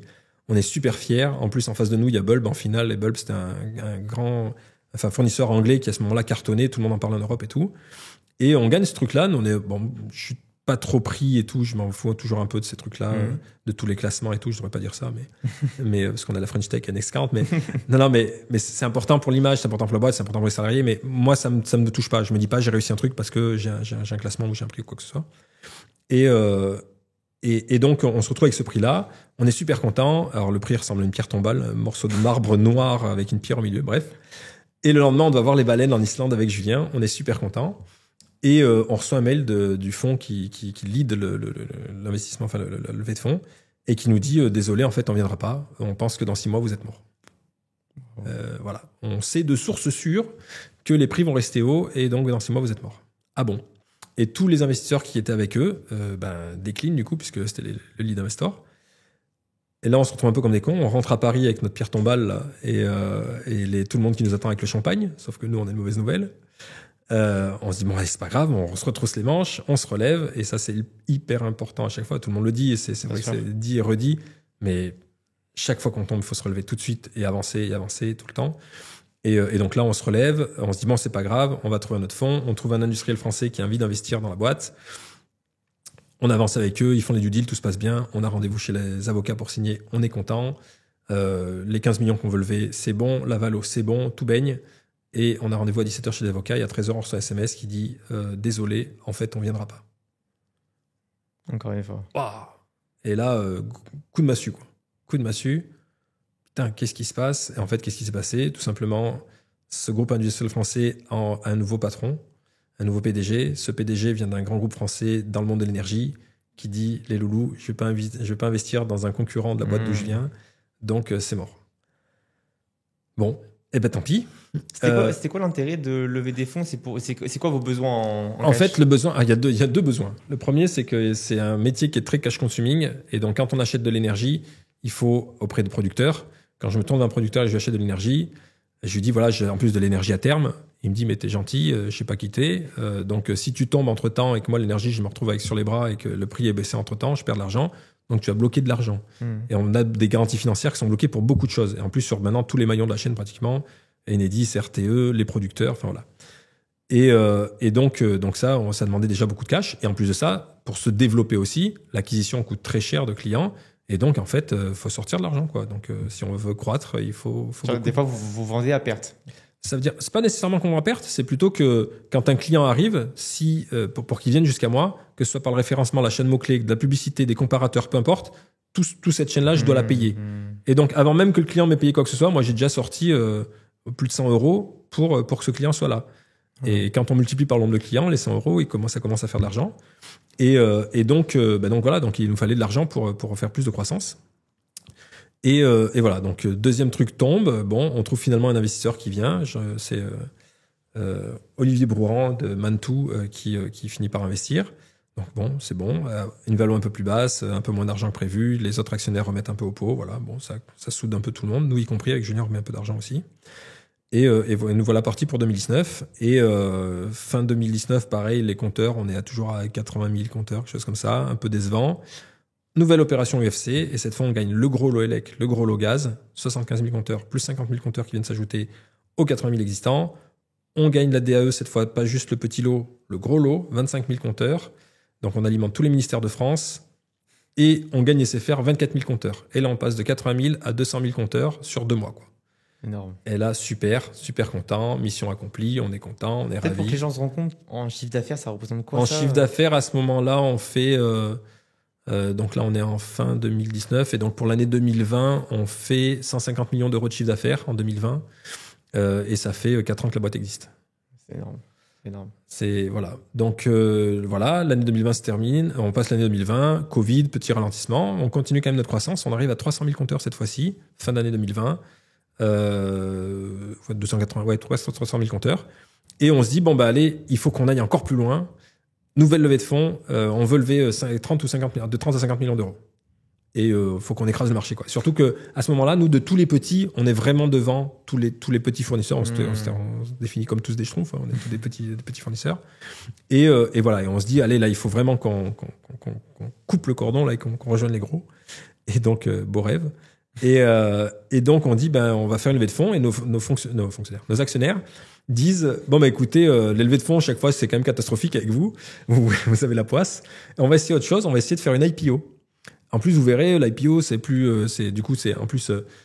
donc une entrée en bourse. C'est beaucoup plus grand public. Vous êtes très grand public, vous communiquez beaucoup, donc c'est très bien. En plus, vous êtes transparent, ça va avec. Voilà. OK, ils nous convainquent là-dessus. Et go pour l'IPO. L'IPO, c'est un process qui est extrêmement lourd. S'il y a des entrepreneurs qui écoutent la vidéo, c'est très très lourd, ça coûte très cher, ça nous a coûté 1 million d'euros, grosso modo. Il faut convertir les comptes en IFRS. Et quand nous, on a converti nos comptes en IFRS, on s'est aperçu qu'en fait, ça nous avantageait pas du tout, ça créait plus de pertes, ça baissait énormément le chiffre d'affaires, ça augmentait les pertes, donc le ratio était vraiment dégueulasse. Il faut payer tout un tas de gens, voilà, le process est extrêmement long. Des audits, j'imagine, plein d'audits. Des audits, des conversions de comptes, enfin, plein de trucs lourds. Et bon, bref, on fait le process, ça nous bouffe vraiment du temps. Hein. Moi, c'est d'ailleurs le mois où j'ai fait le plus de nuits blanches, je crois. C'était mars 2021. Je fais 18 nuits blanches sur le mois. C'est pas rien. Non. Voilà, ça m'a usé un peu. Et c'est pour ça. Non, mais c'était vraiment éprouvant, enfin, très, très dur à faire. Et parce qu'on voulait en plus respecter un timing. Et on commence l'IPO. Les banques sont hyper enthousiastes. On bosse avec 2 banques. Des valos qui s'envolent, 150 millions, 200 millions, tout le monde s'envole là. Vous allez voir, le pré-book va être rempli, ça va être la folie.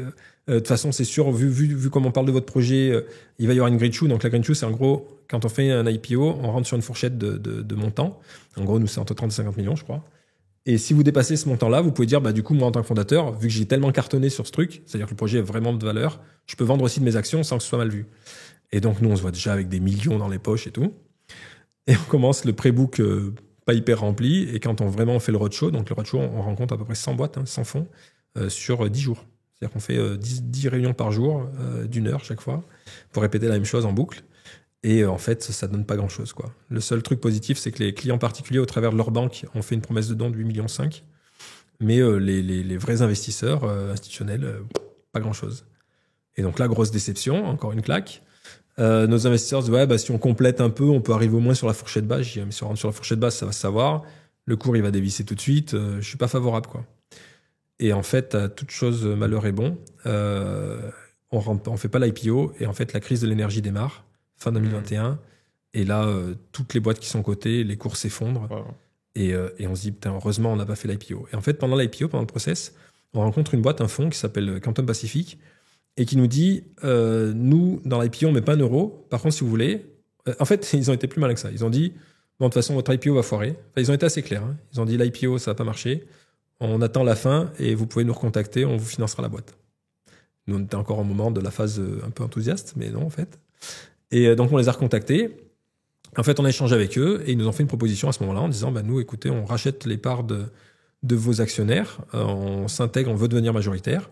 on met 30 millions, les 30 millions que vous cherchez, on les met nous dans la boîte, on rachète les parts des actionnaires existants, et puis voilà quoi. Et ben on avançait avec eux. Il y avait un petit problème de cash à ce moment-là. Le cash commençait vraiment à être short. On nous a demandé de trouver une solution parce qu'on sentait qu'en fait, si on ne trouvait pas de solution pour le cash, eux ne mettaient pas l'argent. Donc c'était un peu compliqué. On sort de l'hiver 2022 et vraiment plus de cash du tout. Vraiment, on arrive plus rien, à sec, plus qu'à sec. Et donc là, heureusement, j'ai un coup de main de l'État, donc la CCSF. Qui nous aide et qui accepte un décalage de paiement de taxes, qui nous l'étale sur 36 mois à ce moment-là. Et donc, merci la CCSF encore là-dessus, de Paris. Et donc, on décale ce truc-là. Ça nous fait une poche d'air assez conséquente. Et donc là, les actionnaires disent, bon, bravo, vous avez trouvé une solution. Go, on y va. Et donc là, eux rachètent. En gros, ils mettent un chèque sur la table de 74 millions d'euros, je crois, à peu près. C'est pas rien pour rentrer chez Équateur, donc ils prennent la majorité. Okay. Et en gros, en actionnaire, il reste eux, Julien et moi à ce moment-là, les salariés, parce qu'il y a des BSPCE, et puis des fonds enfin des business angels qui avaient investi il y a longtemps. Et donc voilà. Donc on se retrouve comme ça, ils investissent, et là ils nous disent, bon bah les gars, allez, maintenant, vous avez de l'argent, vous dépensez, vous faites de la croissance. Et alors, il y a la moitié, on a fait la moitié, c'est-à-dire qu'on a bien dépensé. Et la croissance, malheureusement, 2022 et 2023 n'a pas forcément été là. Alors, c'est quand même nos deux premiers exercices positifs, donc il y a au moins ça de positif. C'est-à-dire que 2022 et 2023 sont nos deux premiers exercices fiscaux positifs. Ok. Vous gagnez de l'argent. On gagne de l'argent. Beaucoup. Non. juste au-dessus de zéro. Okay. Mais voilà, non, mais on est quand même content de ça. Bien sûr. Voilà. Et surtout, fin 2023, on réussit à faire quelque chose qu'on essayait de faire depuis longtemps, c'est-à-dire intégrer d'autres fournisseurs. Et donc, on rachète le portfolio de B2C de Iberdrola et on rachète la société Méga Énergie à la barre du tribunal. Et on intègre en fait ces deux fournisseurs. Ça représentait à ce moment-là, je sais plus la somme des deux, à peu près 50 000 compteurs. Mais donc c'est cool parce que c'est un projet que nous on avait depuis longue date d'intégrer d'autres fournisseurs. C'est toujours un projet d'ailleurs pour d'autres fournisseurs. C'est d'autres fournisseurs qui nous écoutent. Et donc on passe l'année 2024 en sortie de crise un peu compliquée parce que on s'est retrouvé avec des volumes d'énergie sur le B2B qu'on a acheté de façon importante. Donc crise de l'énergie, qu'est-ce qui se passe? Les prix se sont envolés. L'État nous demande quand même de pas fermer les portes aux clients B2B qui ont besoin d'offres à ce moment-là, mais à des prix astronomiques. On fait des offres à des prix astronomiques. Et qu'est-ce qui se passe? Il y a des clients qui malheureusement soit ne respectent pas leur contrat et partent, soit tout simplement font faillite. Et quand ils font faillite, tout simplement l'énergie que nous on a acheté une fortune, il faut la revendre à ce moment-là sur les marchés. Mais sauf qu'elle vaut beaucoup moins cher. Et donc, on perd beaucoup d'argent. Et donc, l'année 2024, on a perdu beaucoup d'argent à cause de ça, de clients B2B qui ont fait défaut. Et donc, ça, c'est venu plomber les comptes de l'année. Alors, c'est toujours très dur parce que ça fait le yo-yo vis-à-vis des banques, vis-à-vis des actionnaires et tout, de se dire, bon, on fait une belle année, mais en fait, vous avez des pertes trading. Il y a des fois où le résultat financier est bon, mais on n'a pas fait beaucoup de croissance. Voilà, c'est toujours un peu compliqué. Et voilà, bon, c'est la vie de... Et toi, comment tu le vis? Tu arrives à être détaché quand même? Ouais, détaché de ça, mais toujours en mode, c'est quand même dur. Enfin, c'est chaque fois il y a un problème, chaque fois il y a un truc. Enfin, on est sorti du Covid, il y a crise de l'énergie. Après la crise de l'énergie, le truc en Ukraine, l'invasion ukrainienne, russe en Ukraine, et avec des yo-yo comme ça. Puis ensuite les B2B qui font défaut. Enfin, il y a eu un mois où chaque fois qu'à la radio on entendait une société qui faisait faillite, elle était chez nous. On se lève le matin, André, allez bim, Pinky, allez bim, Big Fernand, je sais plus, c'était en redressement, je sais pas quoi. Ouais. Pour nous, enfin, on a enchaîné. Donc bon, c'était comme ça, c'est la vie. Et c'est surtout après le cash, quoi, qui pose toujours problème. Et on a encore eu des petits yo-yo sur le cash, des moments de sueur, quoi, froide. Ouais. Et on a jonglé comme on a pu. Et puis voilà. Et finalement, on arrive sur l'année 2025. Donc 2024, on a quand même un raté qui est. Et encore une fois, le hasard fait bien les choses. On rate l'opération UFC que choisir, donc en électricité. C'est pas qu'on la rate, c'est qu'on répond. Et je fais toujours la même méthode. Je vais pas dévoiler ici, mais pour déterminer le prix. Et quand je détermine ce prix, je fais un petit arrondi inférieur pour être sûr que si quelqu'un a eu la même réflexion que moi sur les taux, je gagne sur la quatrième décimale, quoi. Et il se trouve que cette fois-là, je suis en réunion et tout, on me demande le prix et je fais le bien l'arrondi, mais pas le inf sur le prix. Et en fait, je perds pour la 4e décimale, quoi, qui est un de différent avec Octopus. Et Octopus gagne UFC que choisir l'ELEC, le lot ELEC, sur ce truc-là, quoi. Et moi, mais je m'en veux, mais à mort. Mais vraiment, je passe la pire semaine de ma vie à ce moment-là. Ouais. Parce que je me dis, j'ai plombé la boîte, quoi. J'ai fait une erreur. qui est en train de plomber la boîte. Et je m'en remets pas, quoi. Là, vraiment, il n'y a jamais rien qui m'a atteint sur les 22 ans de carrière professionnelle. Mais alors, ce truc-là, je dis, putain, mais comment j'ai fait une erreur pareille, quoi. C'est pas possible. Et je m'en veux vis-à-vis des salariés, quoi. Vraiment l'échec, quoi. Et en fait, qu'est-ce qui se passe juste après? Donc, on perd le truc. Allez, on est reparti. Et qu'est-ce qui se passe juste après? Les taxes explosent. L'État décide d'augmenter les taxes de façon complètement hallucinante. Et l'UFC demande à Octopus de prendre en compte la hausse des taxes et surtout d'essayer de faire un effort. Et l'effort, il se mesure en millions d'euros. Wow. Et juste après, les prix de marché s'effondrent, les tarifs réglementés s'effondrent. Et donc, l'offre qu'ils ont proposée 6 mois avant, elle est plus si intéressante que ça, quoi. Incroyable. Et donc, là encore, on leur dit, c'est quand même bien si les prix baissent, quoi. Et Octopus refait un effort aussi de perdre les clients, tout simplement. Et en fait, on n'aurait jamais pu faire ça. Parce que le cumul des pertes que ça représente, il est colossal, quoi. Incroyable. Et là, je me dis, putain, mais heureusement, j'ai pas fait cet arrondi inf parce que jamais on n'aurait pu faire ça. C'est un truc de fou. Et sinon, et en plus, ce qui serait passé si les clients étaient partis, toute l'énergie qu'on aurait achetée, comme pour les B2B, ne serait restée sur les bras. Et là, je faisais des pertes astronomiques. Comme quoi, ça se joue en rien. Heureusement que j'ai oublié ce putain d'arrondi. Donc voilà, donc ça, c'était une bonne chose finalement. Voilà. Et en fait, l'année 2025 a été plutôt belle. On a retrouvé de la croissance. On fait un résultat qui est super. On a fait un énorme effort sur les dépenses. Énorme effort sur les dépenses. Il faut comprendre qu'on a réduit les dépenses et qu'on a dû faire quelques sacrifices, mais utiles. C'est-à-dire qu'on s'était vraiment dispersé sur trop de produits, sur trop de choses. On a voulu faire trop de choses en même temps. Et quand on fait trop de choses en même temps, on les fait rarement bien. Et donc, en fait, ça faisait pas gagner d'argent, même plutôt le contraire pour certains services. Et donc, on a rationalisé les choses, on a rationalisé les processus, on a rationalisé aussi sur les équipes. Enfin, voilà, on a essayé de refaire ce que je prône, c'est-à-dire faire beaucoup avec peu. Et voilà. Et donc, ça a été plutôt positif. On a fait une très belle année. La confiance est revenue vis-à-vis des banques, vis-à-vis de nos partenaires, vis-à-vis de l'actionnaire aussi. Et voilà. Et donc là, on a fait une très belle année. Tu veux nous dire en chiffre, ça représente quoi en chiffre d'affaires? Grosso modo, donc le chiffre d'affaires, donc le plus haut qu'on ait fait, c'est 2023, 768 millions d'euros. Donc après 8, et là, vous gagnez de l'argent en 2023? Après 8 ans d'activité. Et 2023, on avait fait, je crois, 3 millions de résultats nets à ce moment-là. Il faut que tu nous expliques. Explique-nous ça. Comment ça se passe? On fait un chiffre d'affaires énorme et on a un chiffre. Il faut dépenser aussi de façon énorme. Non, mais tout simplement, alors dans l'énergie déjà, les marges sont rikiki. Pourquoi? Parce que sur toute la chaîne qui existe, donc il y a la production, le transport, la distribution et les taxes. Les taxes, maintenant, c'est 46% de votre facture élec, pour un client moyen. Donc tout ça, de toute façon, on le paye tous à peu près la même chose, d'accord? Ce qu'on va gagner, c'est à la fin sur la fourniture, c'est vraiment la partie pour nous, et ça représente vraiment pas grand-chose sur la facture. Et donc, pour des chiffres d'affaires qui sont colossaux, j'ai un exemple tout bête, sur à peu près une facture annuelle d'un client à 1 200 euros, pour regarder cette échelle-là au client, la part pour le fournisseur, ça va être 80 euros, 100 euros, voilà, pas plus, 80 euros. Ok. Sur maintenant, même plus maintenant, sur 1500 euros TTC, il y a 80 euros pour le fournisseur. Donc, c'est pas grand-chose. Et il faut beaucoup de clients. Et les clients qu'on acquiert, tous ne payent pas. Il y a l'impayé. En France, il y a la trêve hivernale. Donc, du 1er novembre au 31 mars, les clients peuvent ne pas payer et sont... Je devrais pas dire ça, mais... non, mais quand ils payent pas leur facture d'électricité, on peut pas les couper à ce moment-là. On peut pas les résilier. Et donc, ça fait des impayés qui sont colossaux. Et quand un client ne paye pas, c'est pas les 80 euros que je gagne pas. Je paye l'énergie, je paye le transport, je paye la distribution, je dois payer tout ça. Je dois même payer les taxes. On est collecteur de taxes pour l'État. Si les clients ne payent pas les taxes, je dois quand même les payer moi. Mais si le client ne paye pas, à un moment donné, tu vas quand même le recevoir l'argent ou... Non, jamais. Si un client ne me paye pas, je vais finir par le couper. Alors déjà pendant la trêve hivernale, je peux pas. Hors trêve hivernale, je vais le couper. Le client va aller chez un autre fournisseur. Et moi, j'ai une dette et je peux lui envoyer des courriers toute la vie, quoi. Je vais envoyer ça à un bureau de recouvrement. Le bureau de recouvrement va essayer de négocier avec lui. Si le client, il est habitué à ce genre d'exercice, il paye rien, quoi.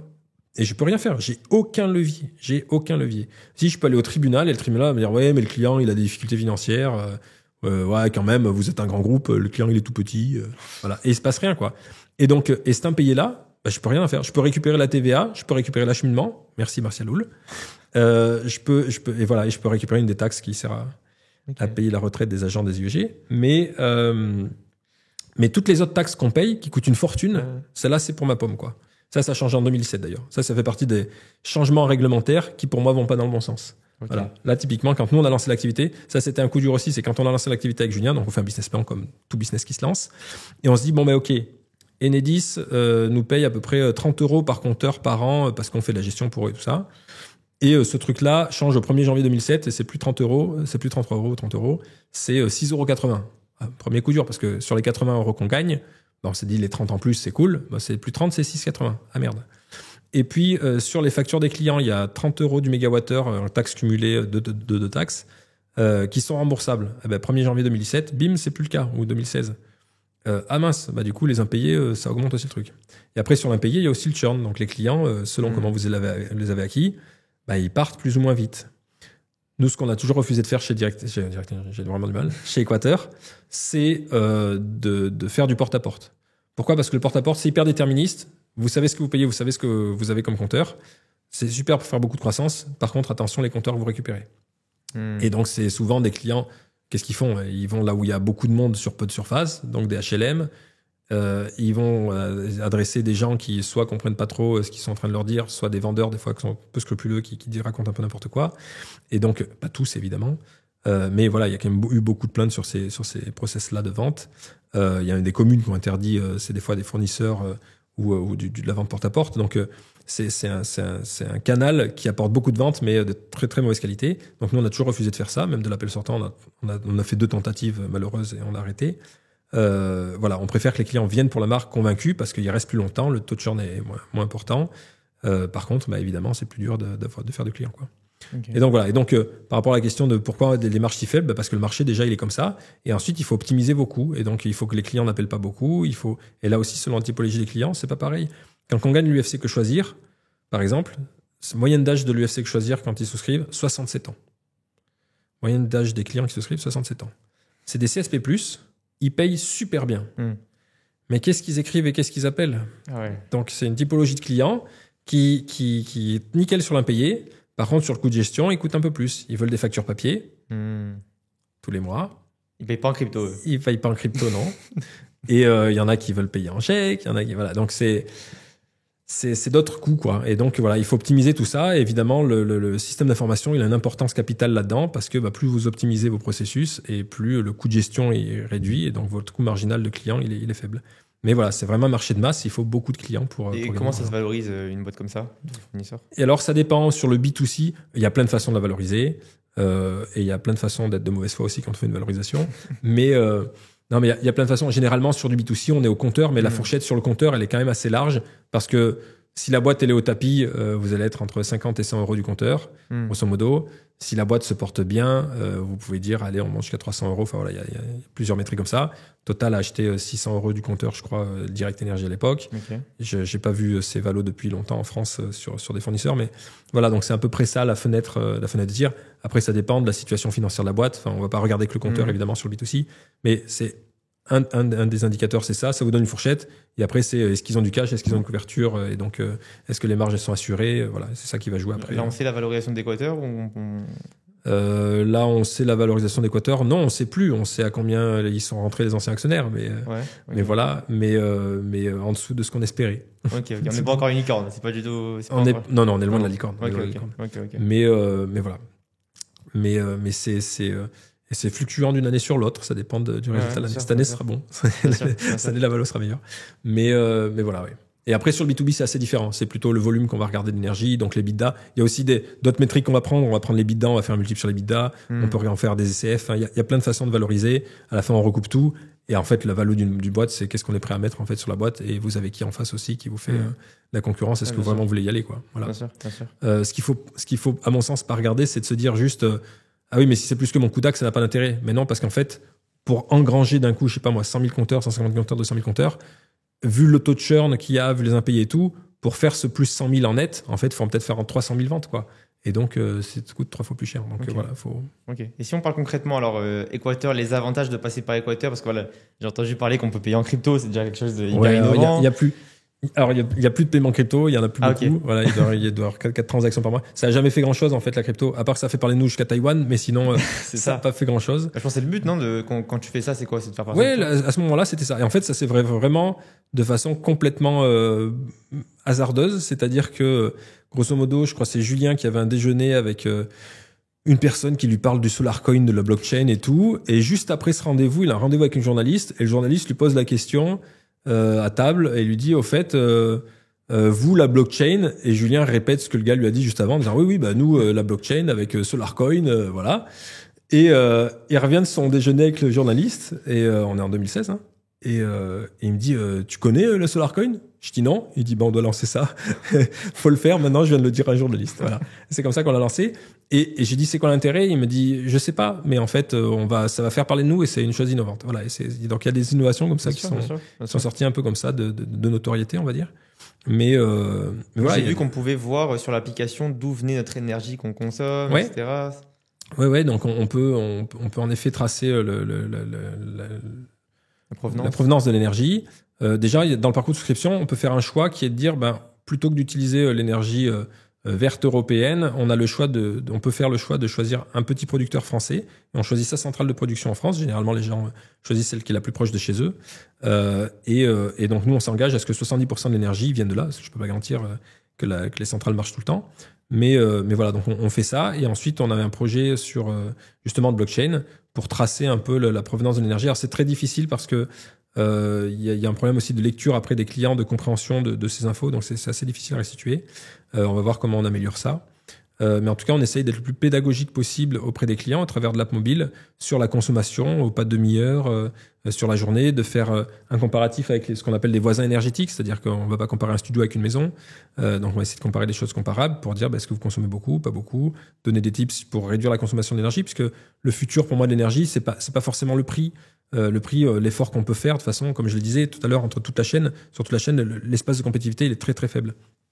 Et même quand on communique des pourcentages, chose que nous on a toujours refusé de faire, mais quand les fournisseurs communiquent un pourcentage de réduction de consommation, de prix, c'est sur le kilowattheure hors taxe. Sauf que les taxes, comme j'ai dit tout à l'heure, c'est 46% de la facture maintenant. Donc quand on vous vend un moins 20%, en TTC, vous êtes à moins 10%, moins 8%, enfin voilà. Et donc l'espace, il va pas se faire là-dessus. Maintenant, ce qu'il faut, c'est accompagner les clients à réduire leur consommation. C'est là-dessus qu'ils vont gagner beaucoup, au travers de l'installation de panneaux solaires, au travers de kits solaires, au travers de travaux de rénovation énergétique. Donc, c'est des sujets qui sont traités ici. Mais voilà, c'est ça qui peut vraiment aider les clients à consommer moins sur leur facture annuelle. C'est pas tant sur le prix, en fait. Okay. Il faut la combinaison des deux, mais voilà. Je pense qu'il y a beaucoup plus à gagner sur la production, sur la gestion de thermostat, sur le changement de chaudière, ces choses-là permettent de faire des économies beaucoup plus importantes que juste sur la facture. Bien sûr. Ouais. Et donc toi, on a compris qu'il est quand même assez ambitieux. C'est quoi ta vision maintenant avec Equateur? Où est-ce que vous voulez aller en fait? Alors, partout, mais pas en même temps. Où est-ce qu'on va aller? Alors déjà, on vient de faire une chose, il y a à peu près un an, c'est qu'on a créé une société sœur d'Equateur, qui s'appelle Capricorne et qui permet à des fournisseurs existants de changer de système d'information. En gros, on a un produit qui est concurrent d'un Kraken, d'un Hology, de ces gens-là, qui permet à des fournisseurs de pouvoir bénéficier de notre système d'information qu'on a utilisé pour nous. Et surtout, on a créé quelque chose qui est unique en France aujourd'hui, c'est une marque blanche avec une licence qui est adossée à ça pour permettre à des sociétés qui sont pas du tout pas forcément dans le monde de l'énergie.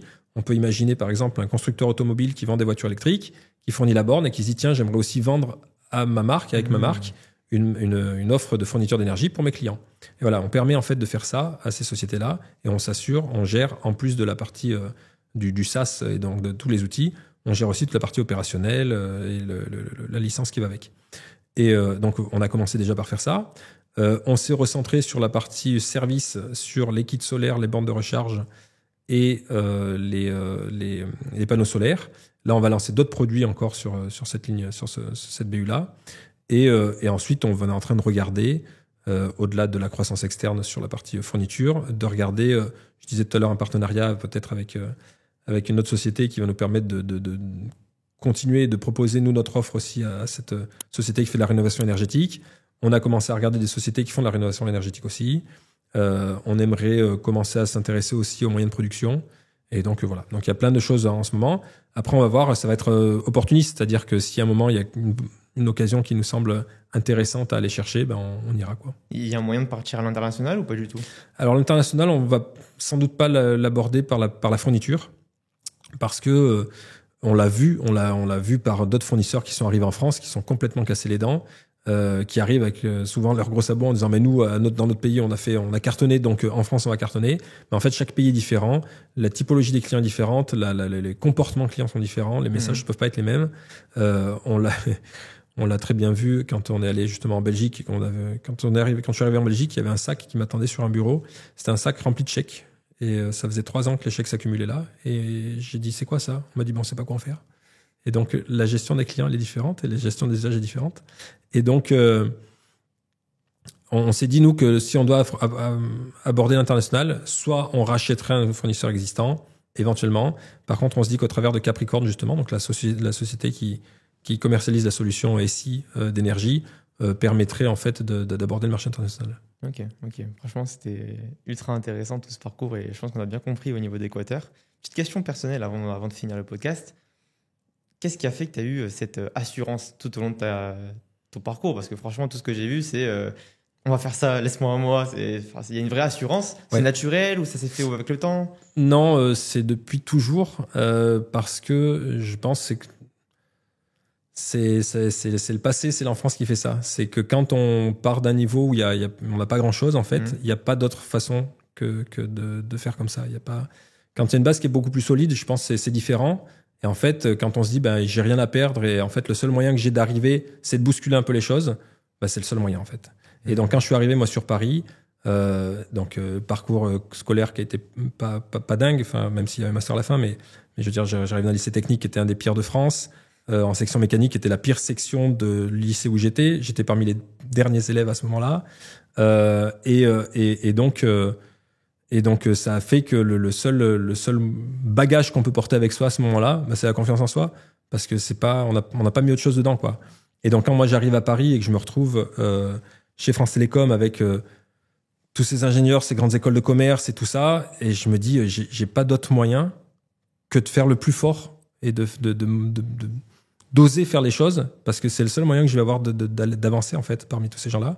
Parce que si j'attends d'avoir le savoir, si j'attends d'être sûr de pouvoir faire, mais je vais mettre combien d'années à avancer là-dedans, quoi, dans ce milieu. Et donc voilà. Et donc à chaque fois, je remets tout en jeu en disant, allez, il faut que je crante d'un coup que c'est bon, je vais y arriver, je peux le faire, je peux aller au-delà de ce qui est fait, quoi. Et voilà. Et je pense que ça s'est fait comme ça. C'est ça le conseil que tu donnerais aux gens qui veulent se lancer C'est vraiment, il faut pas faire n'importe quoi, il faut pas se lancer dans n'importe quoi, et on peut pas être capable de tout, mais il faut savoir, et ça c'est le plus dur, je pense, c'est de savoir de quoi on est capable en fait. C'est de savoir jusqu'où on peut aller sans subir les choses. Moi, le gros avantage que j'ai eu quand même, c'est que malgré tout le travail que j'ai pu fournir, et c'est beaucoup de travail, c'est beaucoup de travail, des nuits et des nuits et des nuits. D'ailleurs, il y a une question qui m'a été posée, je crois, il y a 1 an et demi dans un séminaire Équateur. C'est comment est-ce que fait Jonathan pour pas dormir, pour dormir si peu. En fait, j'ai jamais subi les choses. C'est-à-dire que tout ce que je l'ai fait avec grand plaisir. Il n'y a pas un moment où je me suis dit, ah mon Dieu, je dois faire ça, purée, ça va être compliqué et tout. C'est vraiment juste du plaisir. J'ai pris que du plaisir dans tout ce que j'ai fait en me disant, c'est pas grave si ça foire, c'est pas grave. Et donc, c'est plutôt ça, c'est de se dire, de relativiser énormément, de dire c'est que du boulot. Et si on rate, il n'y a pas mort d'homme. Et par contre, de se dire aussi, OK, sur quoi je peux compter en fait pour avancer. Ça peut être une équipe, ça peut être des ressources, ça peut être peu importe quoi. Mais c'est bien d'avoir la vision de ça et d'oser, quoi. Et c'est pour ça que je disais tout à l'heure, le cap, j'aime beaucoup, je le ressors tout le temps. Créativité, audace, pragmatisme, c'est apprendre à faire les choses un peu différemment de ce qu'on peut les faire. C'est oser les faire et pas de rester dans son coin en disant, je pense que ce serait bien de faire ça. Mais si tu penses, fais-le en fait, fais-le. Et ça, c'est ce que je dis à mes équipes. Quand des fois, ils me disent, ah, mais ils m'ont pensé qu'on aurait dû faire comme ça. Ben, alors pourquoi tu l'as pas fait, en fait? Ah oui, mais j'ose pas. Mais pourquoi? C'est quoi l'enjeu? Enfin, on n'est pas à l'école, on va pas se faire punir parce qu'on a une idée. Enfin, et des fois, il y a vraiment ça. Des fois, je sais pas, c'est le système scolaire qui crée ça. C'est cette appréhension d'oser faire un truc, quoi. Et le pragmatisme, c'est-à-dire arriver à un résultat, même si on a pris un raccourci, même si c'était pas la bonne méthode, même si, voilà. Et c'est tellement vrai que je le fais dans ma vie, que je l'ai vécu avec mes enfants il y a pas longtemps, et je l'ai raconté d'ailleurs il y a pas longtemps chez Équateur. Truc tout court, hein, c'est complètement absurde. Je suis allé faire les courses et je sors de la voiture et j'ai pas de jetons, j'ai pas de pièces, j'ai rien. Et il me faut un caddie. Et je suis avec mes 2 fils, donc qui avaient en ce moment-là 10 et 14 ans. Et je dis, j'ai pas de pièces, faut aller les chercher à l'accueil, quoi. Et là, j'ai un fils qui part en courant et j'en ai un autre qui me fait les poches. Celui qui me fait les poches, il trouve une clé, il m'enlève le porte-clés et il met là où la pièce elle rentre, avec la tête de la clé, et ça rentre et ça débloque le caddie. Et l'autre arrive avec le caddie, avec un autre caddie. Ouais, je les regarde les deux, je dis bravo. Il me dit ben quoi? Je dis ben je sais pas, super quoi. Et il me dit ben tu voulais un caddie? T'en as 2. Et là je me dis, il y en a un, il m'a fait une pièce avec une clé, créativité. Il y en a un, il est parti complètement au hasard en se disant, je suis sûr que j'ai trouvé un caddie qui se balade tout seul. L'audace, pragmatisme, j'ai eu 2 caddies sans même un jeton et sans même une pièce. Et donc c'est ça qui est hyper important, c'est ce que j'essaie de pousser, parce que c'est vrai tout le temps en fait, c'est vrai tout le temps. On se met énormément de freins, et ça c'est l'éducation qui veut ça, au sens large, hein, pas forcément l'école, de dire il faut passer par là, il faut telle méthode, il faut tel truc. Et c'est très bien qu'il y ait des cadres, et c'est très bien que pour guider, il y ait toutes ces choses-là, c'est bien qu'il y ait des méthodos des fois. Mais c'est bien aussi des fois de se dire, non mais en fait, il y a un raccourci, et je prends le raccourci, et tant pis. C'est si vrai, je l'ai eu l'autre, il n'y a pas très longtemps chez nous. Hein. Je me retrouve dans une réunion avec 15 personnes, et je me dis, dans cette réunion, la personne qui a fait la réunion, il manque 2 personnes à cette réunion, ils sont pas là. Les 2 seuls utiles en fait à cette réunion sont pas là. Et il y avait 15 autres pour réfléchir sur un sujet qu'ils ne connaissaient pas. Et j'ai dit, à la fin, je suis allé la voir et j'ai dit, mais c'est pas eux qu'il te fallait la réunion, c'est les 2 autres personnes. Et la réponse qu'on m'a apportée, c'est, mais oui, mais c'est pas comme ça qu'on doit faire. Mais qui a dit ça en fait? T'as besoin d'une info que 2 personnes ont, peu importe les services, peu importe le pourquoi, peu importe le rang. Allez-y quoi. Enfin, faites utile, faites efficace, parce que dans l'entreprise, on parlait des marges. C'est très facile de payer de l'argent. C'est très facile de dépenser pour rien. C'est très facile d'être inefficace. Et plus on est nombreux et plus c'est simple, parce que plus il y a d'interactions entre les gens, que tout le monde veut tout savoir et tout. Et en fait, il faut garder l'esprit clair là-dessus et se dire non, mais il faut rester efficace. Enfin, l'organisation lean, c'est vraiment c'est hyper important de se dire comment est-ce que je fais ça. Et le piège, je pense, dans lequel on est tombé, c'est un moment en grossissant de se dire, bah, du coup, on met des strates, on met des trucs, et du coup, ça crée des remontées d'infos qui font tout ça, alors que ça devrait faire comme ça. Et voilà. Et ça, c'est hyper important de garder les idées claires sur ça, je pense. Ouais. Incroyable. Franchement, magnifique, parce que ton parcours était super, et même la manière dont tu le racontes. T'as un talent de storytelling. Hein, ah bon? Ouais, c'est pas mal. Alors au début, il m'a dit non, je suis pas très marketing, finalement, super. Franchement, rien à dire. D'accord. Donc merci beaucoup pour tout. Où est-ce qu'on peut te suivre? Peut-être si on peut aller, on mettra tout dans la description. Je suis insuivable. Je suis l'homme de l'ombre, à part mon profil LinkedIn, et je publie rien, en fait. J'ai pas de compte Instagram, j'ai pas de compte X, je suis nulle part. Je suis un homme de l'ombre. Je travaille pour les entreprises, pour l'entreprise, pour essayer de développer les trucs. J'aime faire grandir les gens. Ça, c'est aussi, voilà, moi, ma plus grande fierté aujourd'hui, c'est même pas les projets en soi, c'est les gens qui m'ont accompagné. Okay. C'est les gens que j'ai pu faire grandir. C'est le DG de Capricorne maintenant actuellement que j'ai rencontré chez Direct Energy, qui était à la facture à l'époque. Je peux raconter cette histoire parce que elle est incroyable pour moi. Donc, je suis chez Direct Energy, j'ai Emilien, qui est à ce moment-là chargé de facturation, et sur l'ancien système de facturation justement, et pas sur SAP, et il a été mis complètement de côté. Et quand j'en parle au directeur à ce moment-là, je demande mais pourquoi est-ce qu'on le fait pas faire autre chose et tout, et il me dit ah non, il sait faire juste la facturation et tout. Et moi en fait ce gars-là, quand je fais mon projet de gaz, je le trouve quand même brillant, et je trouve qu'il a une vision globale des choses quoi. Et je lui demande un jour, je dis Emilien, qu'est-ce que tu veux faire? C'est quoi ton rêve quoi? Et il me dit, ça sert à rien, je pourrais pas. Je lui dis, c'est quoi? Et il me dit, je veux faire du projet informatique. Je dis, c'est quoi le problème? Et il me dit, j'ai une licence art du spectacle. Je dis, non, mais ça, moi, je m'en fous. C'est ça que tu veux faire? Et il me dit, oui. Et donc, j'essaie de convaincre à l'époque une de mes équipes, là, quand je fais ma réorganisation. Je lui dis, écoute, je vais voir comment je t'intègre là-dedans. Et j'en parle à mes chefs de projet qui travaillent avec moi. Et je leur dis, voilà, j'aimerais qu'on intègre Emilien dans l'équipe. Et ils me disent, mais le gars qui fait la facture, mais ici, c'est pas du tout le profil et tout. Je dis, ben, moi, je crois que si. Et il se trouve que ce jour-là, on a un brief du marketing qui dit, nous, on veut lancer un nouveau produit. Voilà, et je demande à chaque PO qu'est-ce qu'il en pense sur chaque partie, sur la partie activation, facturation, comptabilité, voilà, un peu tout, là, CRM. Et chacun me dit un peu ce qu'il faut faire. Et à ce moment-là, j'ai l'idée de faire venir Emilien. Et je dis, Emilien, tu veux bien venir avec nous? Et il monte à la salle de réunion. Et je lui dis, Emilien, voilà, je te lis le brief du market. J'aimerais que tu nous dises ce que toi, tu en penses. Qu'est-ce qu'il y a comme impact? Et il fait un monologue de 15 minutes et il dit 2 fois plus d'impact que la somme des 7 personnes réunies. Et je lui dis, c'est bon, c'est tout ce que je voulais. Et il sort de la réunion. Je dis à tout le monde, c'est bon, vous êtes convaincus? Et ils m'ont dit, incroyable, incroyable. Et là, je force et les RH et le directeur facturation à le sortir, parce qu'ils refusent de le sortir à ce moment-là. Et je dis, je le veux dans mon équipe. Et tout le monde me dit, mais non, mais il n'a pas le profil. Je dis, mais moi, je suis sûr que si. Parce que le gars a envie. En effet, il n'a pas fait le parcours. En effet, il n'a pas l'expérience, mais il a envie de le faire. Et donc, je le prends à ce moment-là. En quelques mois, en 6 mois, il reprend une équipe de 7 personnes de PO et tout le monde l'adore. Il est génial comme manager. La compréhension est super. Il cartonne. Et à ce moment-là, il me dit, je veux aller plus loin. Et moi, j'ai rien d'autre de plus à lui proposer. Et à ce moment-là, je le propose à 2 sociétés, ma société de conseil dans laquelle j'étais avant et Atos Worldgrid. Et quand je l'envoie chez Worldgrid, je leur dis, si vous le prenez, le gars, c'est un Top Gun, il faut que vous l'accompagniez, c'est vraiment un bon potentiel et tout. Il l'intègre dans le cursus haut potentiel de Worldgrid. Il devient architecte sur la solution, me semble-t-il, de Gaspard pour GRDF, donc pour les compteurs communicants. Il fait des projets super intéressants dans d'autres grands groupes et tout. Et je l'ai récupéré il y a maintenant 4 ans en tant que DSI. Et aujourd'hui, il est DG, sa nomination est proche là, de directeur général de la filiale Capricorne. Donc, super parcours.